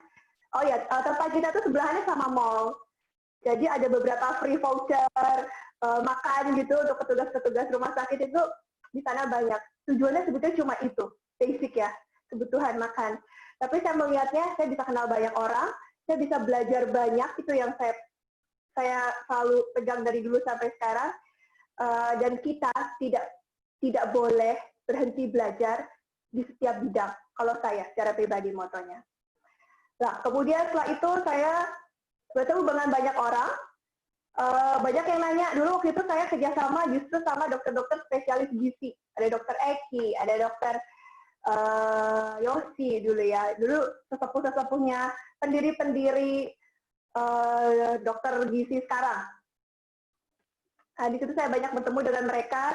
Nah, mereka tuh dulu tuh udah jadi ambassador-nya atau apa kayak semacam perwakilan dari produk-produk ternama di luar negeri gitu ya. Jadi produk dari luar negeri dibawa masuk, diperkenalkannya sama dokter-dokter spesialis gizi. Sampai dia bilang katanya, kamu tahu nggak sih kalau ahli gizi itu belum pernah ada yang jadi ambassador, katanya gitu. Antara sadar dan tidak sadar, saya jadi kayak gemes gitu sama dokter ya. Terus karena saya angkatan pertama gitu, itu kayak dokter nantangin kita ya. Nggak, antara itu kayak persepsi aja gitu. Saya melihatnya, wah dokter spesialis gizi bedanya apa, orang sama aja gitu resepnya gitu ya. Kalau dia nggak bisa, waktu itu kalau dia lagi nggak bisa pegang pasien, saya yang pegang. Jadwal muter kita hampir bareng. Bahkan beberapa pasien yang dia menurut dia bukan VIP-nya dia itu boleh saya pegang. Jadi kalau dulu sih ahli gizi sama dietitian ya, dietitian yang sudah profesi sama dokter spesialis gizi itu kayak temen. Bahkan dengan yang sesepuh ya, itu kayak mentor dengan muridnya. Saya merasanya seperti itu. Dan itu yang saya turunkan juga ke teman-teman yang melanjutkan pekerjaan saya di Rumah Sakit Toyota Rumah, kayak Ivy yang sekarang jadi dosen juga di sana. Dulu sebelum saya pindah, saya melepaskan pekerjaan itu ke Ivy juga, dan Ivy juga sama. Jadi kita sama-sama memiliki atmosfer yang baik, itu yang kedua ya. Jadi kita harus bikin atmosfer pekerjaan kita tuh baik dan get along with siapa aja, terutama untuk yang istilahnya itu satu channel gitu ya. Kalau dokter-dokter, perawat, terutama untuk karena tantangannya kan kita kompetitif sama dokter spesialis gizi. Oke, next-nya adalah ya akhirnya saya tiba-tiba dapat tawaran jadi brand speaker untuk beberapa produk sampai sekarang. Itu kenapa kok bisa dapat kayak gitu? Ya pertama karena dulu saya base di Jakarta, kemudian saya dulu masuknya ke istilahnya menawarkan ahli gizi, nutritionist, dietitian itu ke agensi-agensi, karena sebetulnya headhunter semua tuh pada nyari kita untuk menjabarkan produknya mereka. Kalau Omo tadi adalah sebetulnya Denkal, Susu, Bendera itu pada nyari ahli-ahli gizi yang bisa membantu mereka memaparkan produk-produk mereka dan membesar mereka soal R&D-nya. Jadi kalau teman-teman mungkin yang freelance atau yang sedang mencari pekerjaan, itu salah satu pekerjaan juga bisa bantu. Jadi nggak harus terikat, karena saya ini benar-benar ngerasain itu. Saya freelance hampir semuanya. Tidak ada ambasador yang full sekarang. Sekarang semua brand itu pegang ambassador-nya itu partial, jadi nggak fully. Karena biayanya fully sama yang partial jauh beda, gitu ya. Kalau partial tuh bisa 1/10-nya dari yang fully ambassador. Fully ambassador biasanya artis-artis yang follower tinggi-tinggi. Kalau sekarang mereka ke mikro-mikro influencer, itu biasanya ya itu kayak biasanya lebih ke praktisi seperti kita. Kemudian itu siapa tadi nongolnya? Kemudian ibu-ibu rumah tangga yang memiliki follower banyak, such as like that, gitu. Ya, dan saya waktu itu pegang brandnya Marina, sampai sekarang pun masih. Marina itu masuk ke Temposcan. Temposcan produknya banyak, mulai dari My Baby, Marina, Honey and Body Lotion, bla bla bla gitu. Terus kalau Indofood ada juga, kemudian Happy Soya Oil, ini yang pertama yang tahun 2015 kemarin. Lalu setelah enak-enak kerja di sana, saya ambil S2 atas izin rumah sakit, tapi ternyata di Jogja, saya ketemu jodoh seperti biasa. Jadi saya harus menetapkan pilihan saya, harus kerja di Jogja daripada di Jakarta. Ya, itu awal mulanya saya bikin Livo Diet gitu. Livo Diet, kalau ditanya sudah ada prototype bisnisnya belum sih, di Indonesia belum ada gitu. Karena kami memang, kenapa saya sebutnya kami? Karena saya nggak sendiri. Mungkin teman-teman lihatnya Livo Nutrition ini sendiri, padahal enggak. Jadi ada ahli gizi beberapa teman saya yang sekarang bekerja di puskesmas, bekerja jadi dosen, itu membantu pembentukan dari Livo Nutrition ini sendiri. Dan waktu itu saya ingin mengetes apakah bisnis ini memiliki kapabilitas sebagai bisnis. Jadi saya memberanikan diri saya dan produk saya ini, Livo Nutrition Center, untuk mengikuti ajang kompetisi bisnis. Bedanya dengan kompetisi yang zaman dulu ya 2015 itu sama kayak Wirausaha Muda Mandiri gitu ya. Cuma waktu itu Wirausaha Muda Mandiri saya nggak ikutan. Saya ikutannya waktu itu karena lagi habis melahirkan, jadi saya ikutannya yang ini, Wismilak Diplomat Challenge. Jadi Diplomat Success Challenge yang biasanya ada di TV One tiap hari Minggu. Sekarang acaranya udah masih ada, tapi programnya udah berubah banyak, lebih menantang. Nah yang dulu lebih ngeri lagi, kalau sekarang lebih enak karena santai-santai, kalau dulu judgesnya lebih ngeri. Nah di situ saya ingin melihat apakah usaha ini tuh bisa nggak sih istilahnya bisa nggak sih bertanding dengan usaha-usaha yang lain. Oh ya, ini saya ikut 2015. Waktu itu saya juara 3. Karena itu basisnya rokok ya. Jadi teman-teman, Wismilak itu brand rokok, tapi meloloskan produk saya. Itu ya fenomena yang agak ironis sebetulnya, tapi ya secara itu harus diakui bahwa bisnis ini baru dan bisa menghasilkan dengan modal sedikit kayak tadi. Kalau tanya, Kak, modalnya berapa? Nggak ada modalnya, dulu cuma saya sebagai konsultan, terus saya kerja freelance di Prodia, di Pramita. Ya kalau ngomongin perjalanan karir memang jauh banget. Tapi ini hanya sekilas-sekilas aja biar teman-teman tahu hal-hal yang beda apa. Ya abis itu jadi speaker, kemudian sampai sekarang, makanya saya waktu Kak hubungin, Kak bisa ini, bisa itu. Sebetulnya saya bisa semua, karena sekarang lebih enak ya, bisa lewat Zoom gitu. Saya mengerjakan hampir apa aja. Sebutin aja. Sebutin aja pekerjaan yang bisa kita kerjakan seorang freelancer, nutritionist, dietitian. You name it, I have done that. Kak, sombong banget sih Kak, bukan sombong.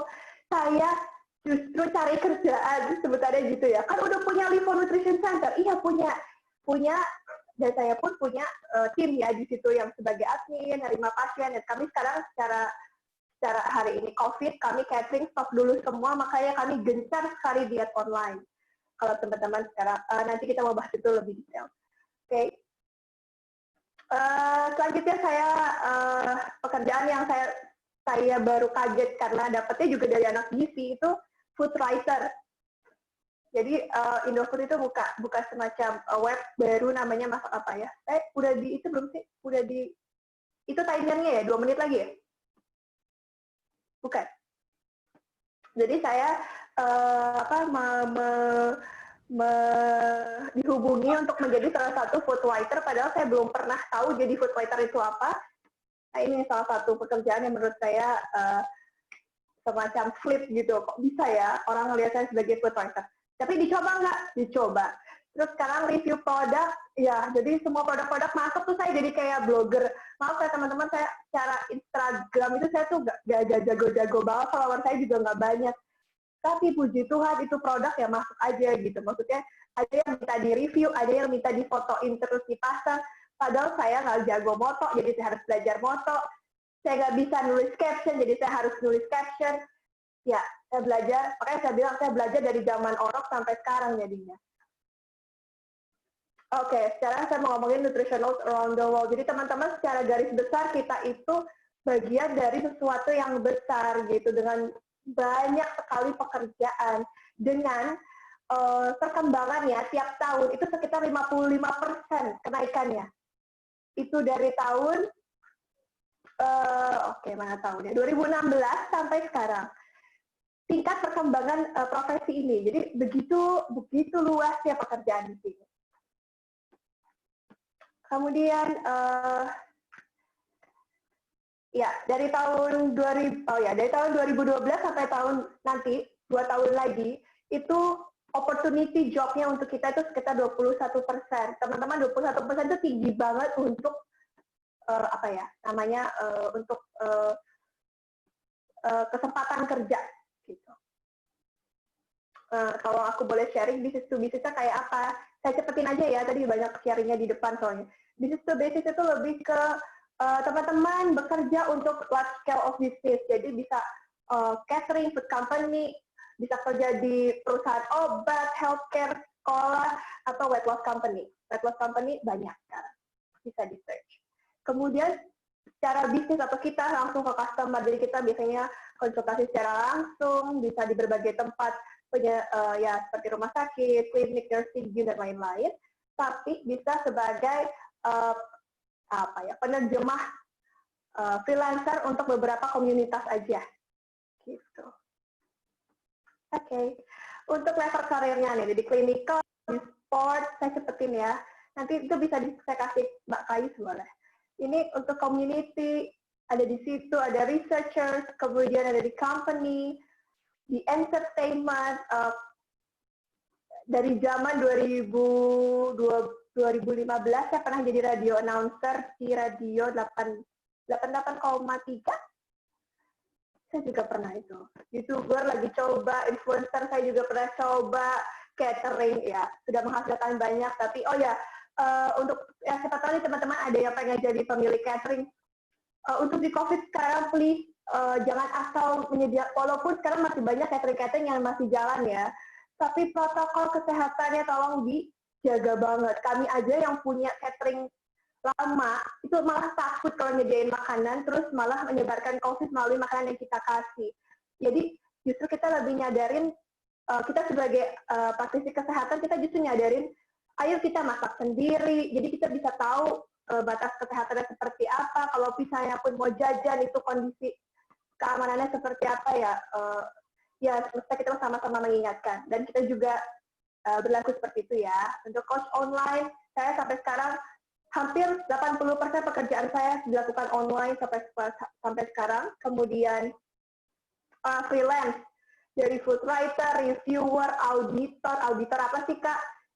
Biasanya sebelum produk launching, itu produknya itu biasanya disebarkan ke beberapa panelis.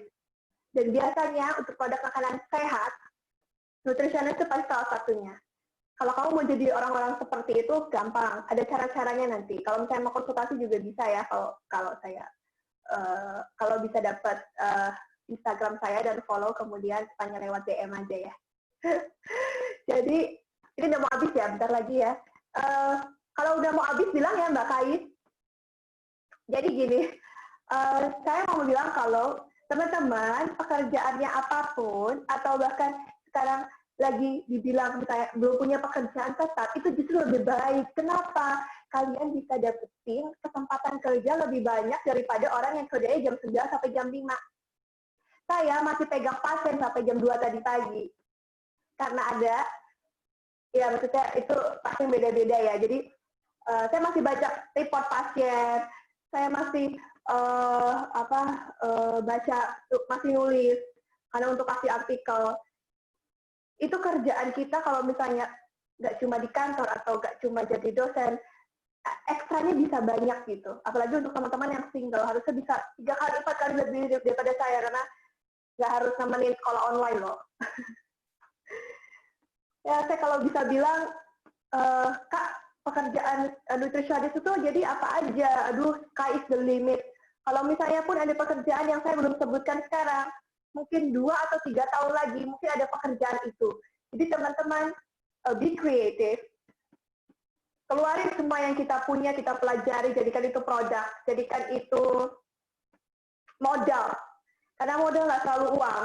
Modal bisa, tadi saya lihat ada, kasih bilang katanya, modalnya cuma 100.000, tapi mungkin sebetulnya itu bukan modal utamanya, tapi idenya dia untuk mau buka usaha. Sama Lasdes, modalnya mungkin bukan modal uang, tapi modal ke pertemanan yang mungkin dia punya. Jadi teman-teman punya modal yang banyak. Untuk tahu itu, ya kenali diri sendiri dulu. Dan pengen jadi nutritionist kayak apa. Dan kalau kalian udah punya itu, tinggal berdoa, dan minta Tuhan tunjukkan, ya selain belajar terus ya, ningkatin skill dan lain-lain, tanyakan juga, Tuhan mau cari, menempatkan kita tuh di mana gitu. Sama ini, untuk tipe-tipe zaman anak sekarang gitu ya, saya kalau udah kerjaan ini, saya nggak mau dikerjain yang lain, nggak bisa. Sekarang tipenya udah multitask, udah harus totally creative, dan nggak bisa dikotak-kotakin. Nggak bisa, saya kan nutrisionis, saya nggak bisa ngomong di depan umum, saya kan nutrisionis, saya nggak bisa masak, ada loh yang kayak gitu. Nggak, atau saya nutrisionis, saya nggak bisa kurus malah, atau saya nutrisionis tapi saya nggak bisa olahraga. Pekerjaannya banyak, tinggal kalian mau kerjain apa enggak, gitu aja. Nah, kalau saya bisa kasih 5 tips aja untuk membantu kamu cari pekerjaan yang istilahnya keren gitu ya untuk pertama. Yang pertama, CV. CV-nya di polite, bukan bohong. CV-nya diberikan yang singkat, tapi precise. Kemudian cari internship. Kalau teman-teman nggak dapat zaman kayak saya internship, kalian voluntary job dulu setahun. Istilahnya gitu ya. Jadi kerja nggak dibayar dulu nggak apa-apa. Siapa yang nggak mau terima pekerja yang gratis? Mulai dari pengisi artikel, penulis, food writer, itu awal-awalnya bisa free dulu. Bisa dicoba dulu belajar nulis. Cari pekerjaan lapangannya yang luas, dan nggak dibayar dulu nggak apa-apa, karena mungkin tahun depan atau 2 tahun lagi, nilai kamu bisa 2 kali lipat.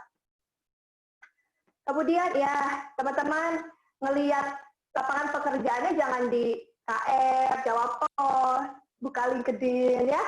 Terus lihat nih di Instagram, jangan ngeliatin mantan terus ya. Yang dilihat tokoh-tokoh sukses di luar negeri, nutrisionis, sekolah-sekolah online, mereka tuh targetnya kemana? Di situ. Nah, sama ini, network dan find mentor. Saya kira teman-teman dosen-dosen yang sudah ada sekarang sangat bersahabat dan muda-muda ya. Jadi bisa diajak ngobrol, bisa diajak konsultasi. Saya juga punya banyak teman-teman dari angkatan yang kasih saya job, bahkan saya juga memberikan mereka job. So, it works both ways. Nah, kemudian yang terakhir, final thought. Jadi kalian tuh udah cakep-cakep semua tuh, cover, udah networknya udah oke. Ya, finalnya kemana? Kapan? Ditargetin. Januari besok, start kerja. Mau dibayar, nggak dibayar. Ya kalau nggak dibayar, kamu mesti hati-hati jaga keuanganmu ya. Ya prihati dan gitu-gitunya juga, karena saya juga dulu melakukan itu. Ya, terakhirnya, kalau teman-teman kan disebutnya angkatan milenial ya, beda sama saya. Jadi kalau saya melihatnya untuk di tahun-tahun ini lebih ke mastering the art of learning. Jadi kalian belajar dengan apa ya? Dengan merasa bahwa ini adalah pembelajaran yang akan menjadikan kamu master di situ. Jadi kamu akan belajar apa ya? Proses belajarnya akan beda. Kalau kamu merasa kamu bagus, akan bagus di situ. Kamu akan seperti gelas yang kosong. Jadi kamu bakal diisi air tuh jor-joran gitu. Jadi jangan merasa sok tahu, karena saya sampai sekarang pun saya nggak ngerti apa-apa. Saya terus belajar aja. Dan jangan lupa bersenang-senang gitu. Karena kalau kita happy, ngerjain apapun, baik itu dalam kondisi yang jelek banget atau yang happy banget, tapi kalau bisa menjaga esensi having fun dalam belajar, having fun dalam bekerja, itu akan menyenangkan. Sama ini sih, ini lebih misalnya buat proyeksi 3 tahun, 5 tahun, dan ketika kamu siap, ayo mulai. Terima kasih. Mari kita saling support each other ya, sama-sama nutrisionis. Follow Instagram saya di Andi Tabita, juga Instagram Livo Diet Center, YouTube-nya Livo Diet Center, Telegram kami juga ada untuk Livo Diet, biasanya untuk sharing-sharing soal hoax diet dan mitos. Instagramku Andi Tabita, bisa di follow. Terima kasih Mbak Kais. Oh jadi Mbak Karis ya, moderatornya Mbak Pipit ya? Nggak apa-apa Mbak Tabita, santai. Kita satu tim. Oke. Terima kasih Mbak Tabita. Keren sekali ya Mbak Tabita ya, selalu menarik memang kalau materi dari Mbak Tabita tuh. Saya sebenarnya sebelumnya juga pernah dapat sharing dari Mbak Tabita dulu waktu di GISI tapi. Ya, waktu awalnya ya. Iya, waktu itu yang moderatorin Mas Tony waktu itu. Jadi udah lama. Iya, sahabat saya, iya lama banget itu. Iya. Oke, jadi kalau saya melihat kesamaan antara Mbak Resi sama Mbak Tabita ini sama-sama menjual jasa sebenarnya teman-teman ya. Hanya yang satunya jasa tentang pendidikan secara umum, yang satunya tentang gizi gitu, konsultasi. Jadi intinya kita memang harus tetap selalu belajar gitu ya teman-teman ya. Selalu belajar, meningkatkan skills, karena pasti akan kepake, walaupun nggak tahu itu kapan gitu ya Mbak Tabita ya. Oke teman-teman, untuk siapapun yang ingin bertanya, bisa silakan menuliskan di chat, formatnya adalah silakan tuliskan nama, narasumber yang dituju, dan pertanyaannya. Oke, sambil menunggu nih, saya ingin tanya nih, oh langsung saja nih. Ini dulu ya. Mbak Dian Rosiana, ini bertanya ya Mbak, untuk Mbak Tabita ini 2 pertanyaan. Yang pertama, kalau konsultasi di Lipo, ini bukan Filipo ya, Lipo ya, Lipo Diet Center itu, untuk program penurunan berat badan kira-kira butuh pertemuan berapa kali gitu. Kemudian yang kedua adalah bagaimana mempertahankan dan menarik pelanggan baru. Oke, bisa dijawab dulu mungkin Mbak Tabita? Suaranya diaktifkan dulu Mbak. Ya, pertama namanya Lipo Diet Center, Mbak Dian. Jadi bukan Lipo ya. Lipo yang punya bos besar loh, tersalah. Jadi gini, oh ya tadi kan ada tips gimana sih Kak selama pandemi ini bisnisnya kayak apa? Teman-teman, semua bisnis di pandemi ini lagi down. Tapi kerennya bisnis kesehatan itu lagi naik banget. Justru pas diet online ini kami kebanjiran kebanjiran orang yang mau diet. Kenapa? Karena mereka di rumah. Terus mereka kebanyakan pada masak sendiri. Jadi pengen tahu sih takarannya kayak apa.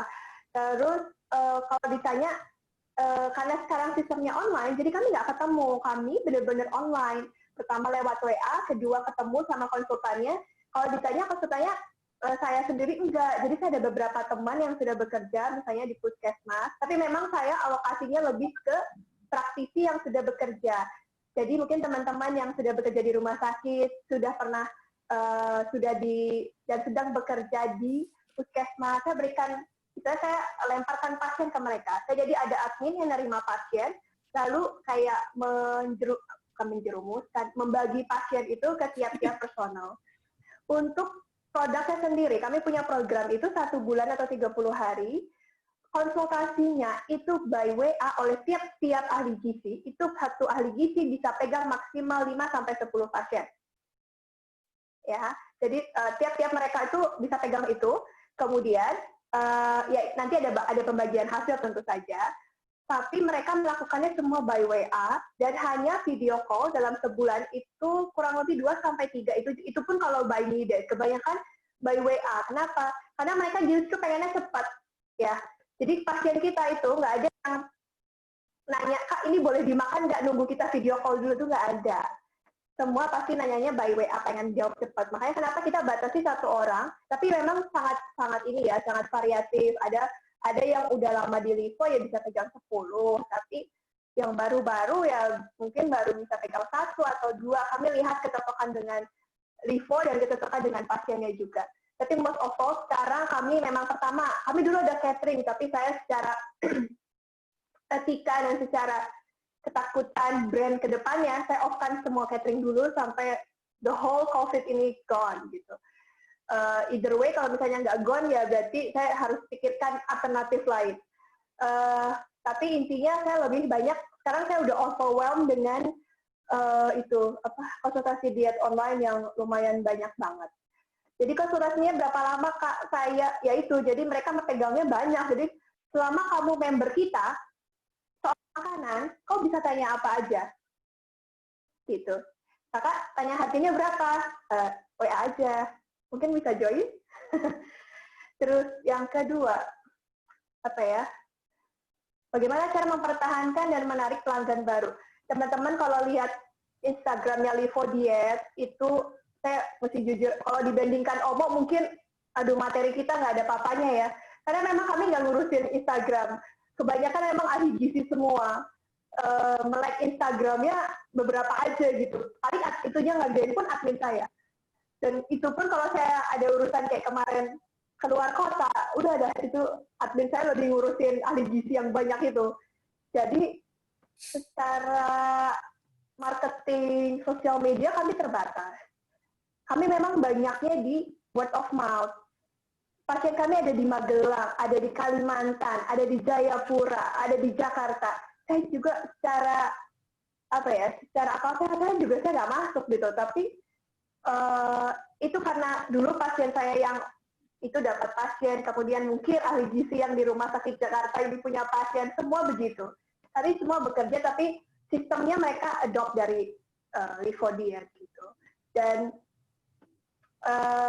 kalau untuk menarik, saya rasa integritasnya aja ya, sama kecepatan kamu ya terutama untuk merespon pasien yang kamu pegang gitu. Sama yang kedua, semua program itu kan tiap-tiap orang berbeda penurunan berat badannya.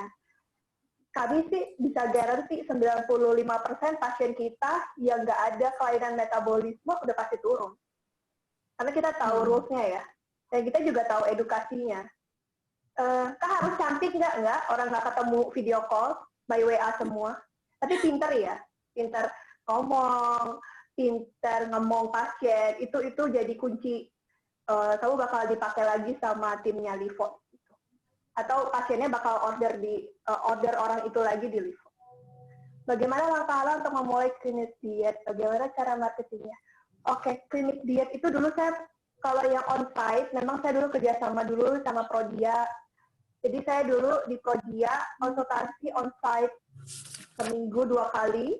Kemudian saya ke Pramita seminggu 2 kali. Habis itu Prodia seminggu 2 kali, 2 jam aja. Habis itu saya masih ngajak tambahan juga di Alma Ata. Ya saya promoin aja gitu. Terus Instagram, by limited banget. Yang lainnya karena saya sering muncul aja sih. Justru saya butuh teman-teman semua yang mungkin masih berpikiran pengen jadi apa, ayo mulai aja. Gak usah lama-lama, beneran tadi kata Mbak Resi, ayo mulai aja. Dan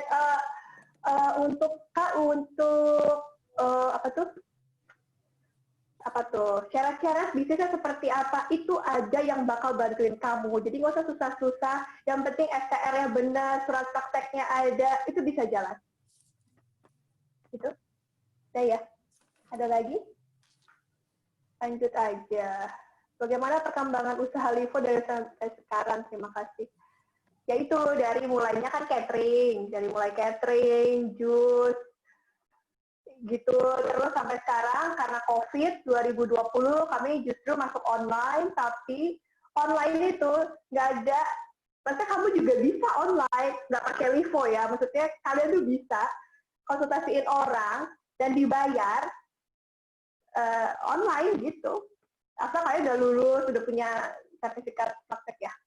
Sebetulnya bisa. Kalau mau mulai sekarang bisa. Justru sekarang, karena kamu bisa ada alasan. Kak, kalau misalnya mau konsultasi gimana? Wah, saya nih Mbak Lasdes ya mungkin. Saya lagi di kantor, lagi ngajar, jadi saya online aja. Bisa. Atau misalnya yang kerja di puskesmas, saya masih di puskesmas, ya istilahnya masih kerja, jadi nanti konsultasinya nanti, itu bisa banget. Jadi bisa dimulai dari sekarang. Itu udah semua ya? Sudah Mbak Tabita, terima kasih. Ya, sama-sama. Oke, pertanyaan berikutnya untuk Mbak Lasdes. Halo Mbak Lasdes. Halo Mbak Pipit. Suara saya kedengeran ya? Kedengaran sekali Mbak. Ini ada 2 yang bertanya Mbak. Yang pertama Anissa Sahnun. Kendala apa yang sering kakak temui terkait peran kakak sebagai ahli gizi? Bentar, saya kurang kelihatan nih. Ahli gizi pada usaha Omo Snack yang nggak geluti. Yang kedua dari Mas Rio. Kalau misalnya nih, waktu itu Omo tidak memenangkan kompetisi, kira-kira sekarang masih berlanjut nggak Mbak? Ya, saya coba jawab ya. Terima kasih pertanyaan pertama untuk jawaban untuk Mbak Anissa. Jadi kendala apa yang saya alami mungkin klasik banget ya waktu. Karena saya itu bekerja dari jam 8 sampai jam 5, kadang lebih dari itu di kampus. Dan awal-awal kami berdiri itu semua konten edukasi saya yang menulis. Jadi itu waktu sangat menjadi kendala buat saya, dan kita punya target satu hari itu berapa kali posting, dan memang kita perkuat di sosial media marketing pada saat itu yang masih kita handle bertiga. Lalu seiring dengan berjalannya waktu, kita juga menang Makerfest, dapat modal juga, dan kita bisa menambah karyawan di sana. Saya punya asisten ahli gizi, kolega kita juga seangkatan dengan saya yang akhirnya bisa membantu saya menulis dan mereview artikel jurnal. Memang untuk OMO ini sendiri saya memiliki target, jadi kita tidak boleh copy paste gitu ya untuk penulisan. Kita harus menulis itu benar-benar itu seperti kita melihat orang atau mendengarkan orang tersebut berbicara langsung kepada kita. Nah, itu sempat saya punya asisten untuk ahli gizi yang menulis di sana, namun karena beliaunya juga memiliki concern yang lain, akhirnya saya sendiri lagi. Dan itu memang waktu yang menjadi kendala, walaupun ya tetap bisa diatasi dengan baik. 2019 kita sudah punya admin dan kemudian juga marketing, digital marketing dibantu oleh mereka. Jadi kalau tadi kata Mbak Bita, OMO tuh punya jadwal-jadwal tertentu kalau posting, dan kita memang jor-joran di sosial media karena kita punya tim itu. Kalau kita bertiga tentunya nggak bisa gitu ya memegang sosial media itu. Jadi kita punya sosial media marketing di situ.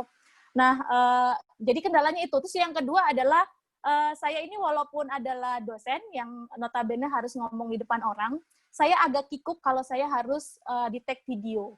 Dan beberapa hashtag kata ahli gizi itu adalah berupa video. Itu adalah pelajaran baru buat saya, walaupun bukan menjadi kendala ya, tapi itu kayak harus video nih, harus tag nih, dan itu harus berkali-kali, dan banyak sekali topik yang harus divideokan. Itu yang membuat saya kayak harus keluar dari zona nyaman. Jadi saya itu punya sosial media ya cuman buat teman-temanan aja gitu, nggak mau yang mau nunjukkan apakah saya influencer atau bukan gitu. Jadi kalau misalnya saya di syuting pun itu tidak akan saya masukkan ke feed karena saya malu gitu ya. Itu jadi kayak ngelihat diri sendiri tuh malu gitu. Jadi lebih baik saya masukin story atau masukin IGTV-nya OMO, bukan di punya saya pribadi. Jadi itu yang mungkin saya masih belajar sampai sekarang, karena ngomong di depan kelas sama ngomong depan kamera itu sensasinya beda. Walaupun sekarang juga ngajarnya daring dan beberapa juga harus take video, itu sensasinya sangat berbeda, dan itu yang masih saya pelajari sekarang, walaupun saya tidak menganggap itu sebagai kendala. Itu terima kasih Mbak Anissa, semoga bisa menjawab. Kemudian pertanyaan kedua tadi untuk Mas Rio, atau Dek Rio saya panggilnya. Ya, seandainya OMO Healthy Snack tidak menang Makerfest, apakah ini akan tetap berlanjut ya? Seandainya, ini kita berandai-andai ya. Kalau saya sih bilangnya iya, karena di awal itu memang kita pengennya punya bisnis yang paling enggak teman-teman kita terdekat atau ibu-ibu muda di sekitar kita itu dapat merasakan produk yang kita buat gitu. Jadi walaupun kita nggak menang Makerfest pada saat itu ya, saya sih optimistis ini tetap berjalan gitu, bisnis ini tetap berjalan. Walaupun memang tidak, Makerfest ini memang sangat membantu kami untuk terlihat ya, untuk dipromosikan oleh media, dipromosikan oleh bahkan Kementerian Perdagangan. Tapi walaupun itu tidak ada, kami sih optimistis ini tetap berjalan. Selain itu juga memang teman saya, Stella ini adalah ibu rumah tangga yang benar-benar concern sekali dalam dunia anak-anak, dan juga saya ahli gizi, S2 saya kesehatan ibu anak, kesehatan reproduksi, dan saya memang mengkhususkan diri memberikan edukasi untuk ibu dan anak. Jadi kalau misalnya ada teman yang nanya konsultasi gizi olahraga, saya akan refer ke teman saya yang atau kolega saya yang saya anggap lebih paham dibanding saya. Jadi memang saya dari sekarang sudah dari dulu sudah mengkhususkan diri untuk gizi ibu dan anak, karena nggak mungkin saya bisa menguasai semuanya. Sport nutrition itu beda lagi, kemudian yang lain-lain juga beda lagi, geriatri juga beda lagi. Jadi memang khusus ibu anak, dan kami yakin, kami optimistis walaupun misalnya Makerfest tidak ada suntikan dana yang lumayan dari ajang tersebut, kami bisa tetap survive dan mungkin walaupun growing-nya tidak secepat ini. Mungkin itu, Mas Rio, terima kasih pertanyaannya. Terima kasih Mbak Lasdes atas jawabannya. Oke, untuk admin bisa dicekkan apakah ada pertanyaan di YouTube?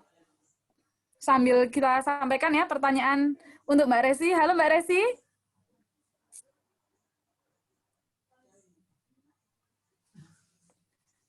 Halo Mbak Resi, apakah masih bersama kami? Masih. Oke, ada Mbak Resi, ada satu pertanyaan. Ya, ada satu pertanyaan dari Mas Rio. Menurut Mbak Resi nih, materi kuliah apakah nyambung sama pekerjaan saat ini? Karena Mbak Resi kan kerjanya di bidang ini nih, kursus gitu. Ya, silakan dijawab. Ya, terima kasih Mas Rio. Kepake banget Mas Rio. Tadi kan saya bilang, saya waktu promosi pertama kali itu di brosur saya tulis sih dapat konsultasi gizi gratis seperti itu. Jadi menurut saya ini strategi marketing bonus lah. Bonusnya buat promosi ini bagus banget. Jadi benar-benar kepake banget. Cuman untuk saat ini gratis konsultasi untuk siswa-siswa saya sudah saya tutup, soalnya saya benar-benar nggak kuat gitu, belum ada waktunya. Mungkin nanti saya bakalan pikirkan lebih lanjut lagi mengenai itu. Mungkin nanti saya berkolaborasi dengan teman-teman gizi yang lain. Jadi siswa-siswa saya nih selain dapat mata pelajaran ilmu yang mereka inginkan, juga mereka dapat konsultasi gizi seperti itu. Saya sih pengennya seperti itu, cuma belum sampai ke sananya gitu. Kemudian pertanyaan yang kedua,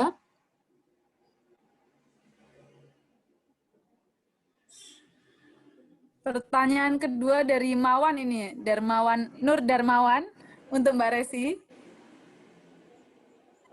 Oke, terima kasih Mas Mawan. Pertanyaannya adalah gimana sih caranya mengubah mindset orang tua sama murid sama anaknya sebenarnya. Jadi mereka tuh ada sebagian yang pokoknya pengennya itu nilainya bagus, sedangkan saya kan kerja pakai hati lah ya.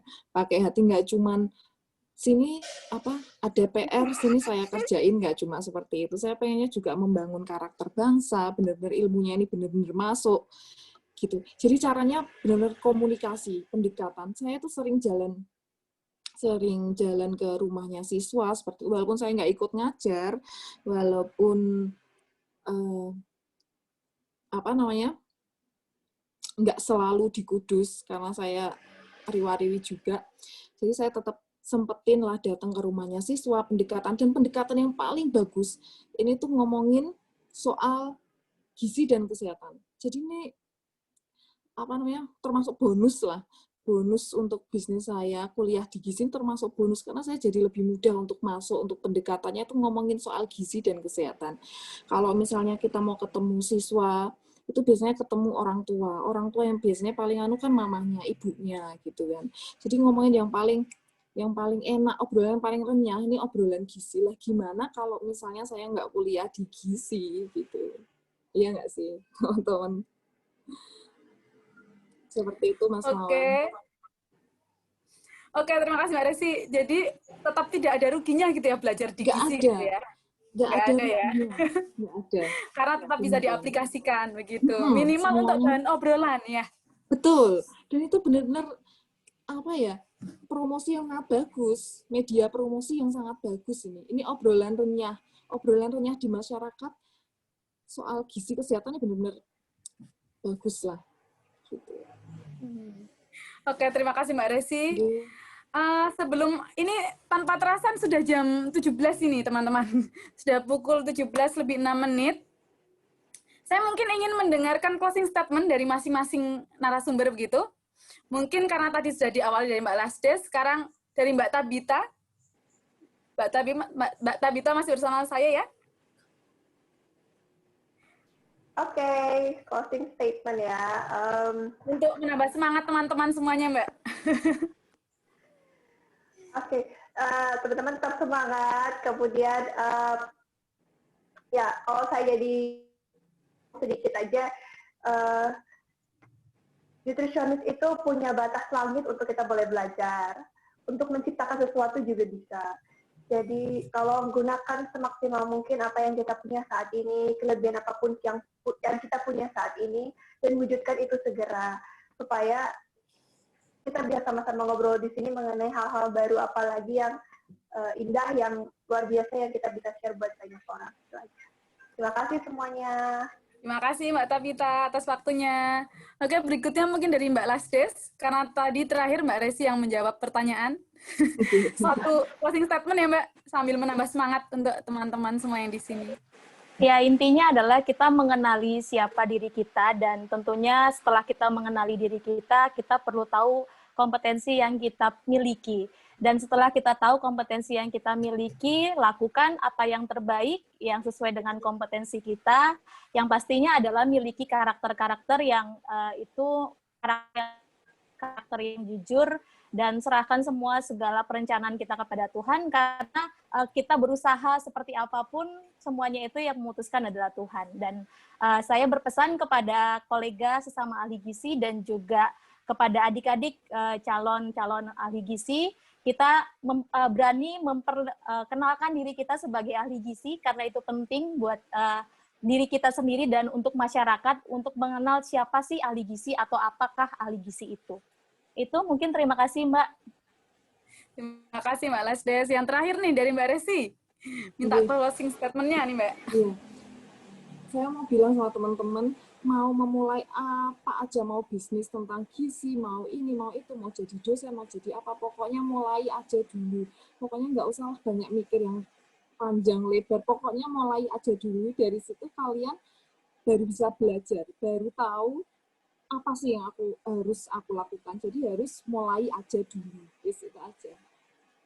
Oke, terima kasih untuk seluruh narasumber yang sudah meluangkan waktunya hari ini. Semoga teman-teman di sini tambah semangat ya. Selalu diingat-ingat, tadi belajar kapanpun, dimanapun. Kemudian mulai aja dulu ya. Pokoknya kalau ada mimpi-mimpi mungkin, itu tanpa diwujudkan selamanya akan menjadi mimpi, begitu. Oke, sebelum saya tutup mungkin kita bisa buat foto bersama. Semua teman-teman bisa minta tolong videonya dinyalakan dulu, kita foto bersama.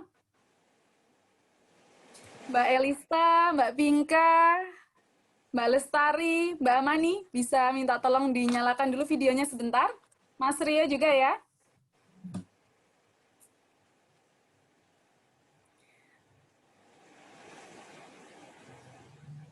Oke, Mbak Putri bisa dinyalakan Mbak? Mas Rio bisa Mas? Oke, Mas Rio sedang nggak bisa ya, nggak apa-apa. Untuk teman-teman yang bisa dinyalakan dan berkenan, kita akan melakukan foto bersama sebentar lagi.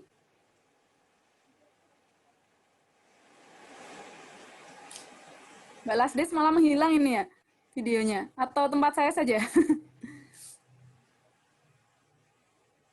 Oke, kita foto bersama sebentar ya.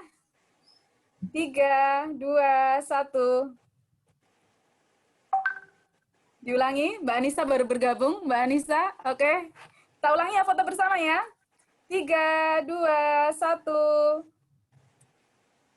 Baik, terima kasih teman-teman semuanya. Terima kasih untuk seluruh narasumber yang telah berkenan berbagi ilmu hari ini. Semoga bisa membakar semangat kita semua ya. Jangan lupa untuk selalu belajar di mana aja, mumpung masih lockdown ya. Mungkin sebagian tempat ada yang PSBB, ada yang enggak. Silakan gunakan waktunya untuk menambah skill, karena akan berguna kapanpun itu. Terima kasih, saya akhiri, saya langsung sampaikan, saya kembalikan kepada Mbak Kayis. Silakan Mbak Kayis. Oke, makasih Mbak Pipit. Suara saya kedengaran, Mbak Pipit? Kurang jelas Mbak Kayis. Mungkin dilepas saja headsetnya. Ya, lebih jelas Mbak.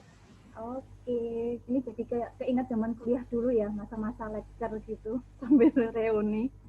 Oke, mungkin karena waktu sudah menginjak jam 5:11, namun sebelum saya tutup, ini tadi ada salam dari Dr. Awalia, selaku perwakilan dari unit alumni.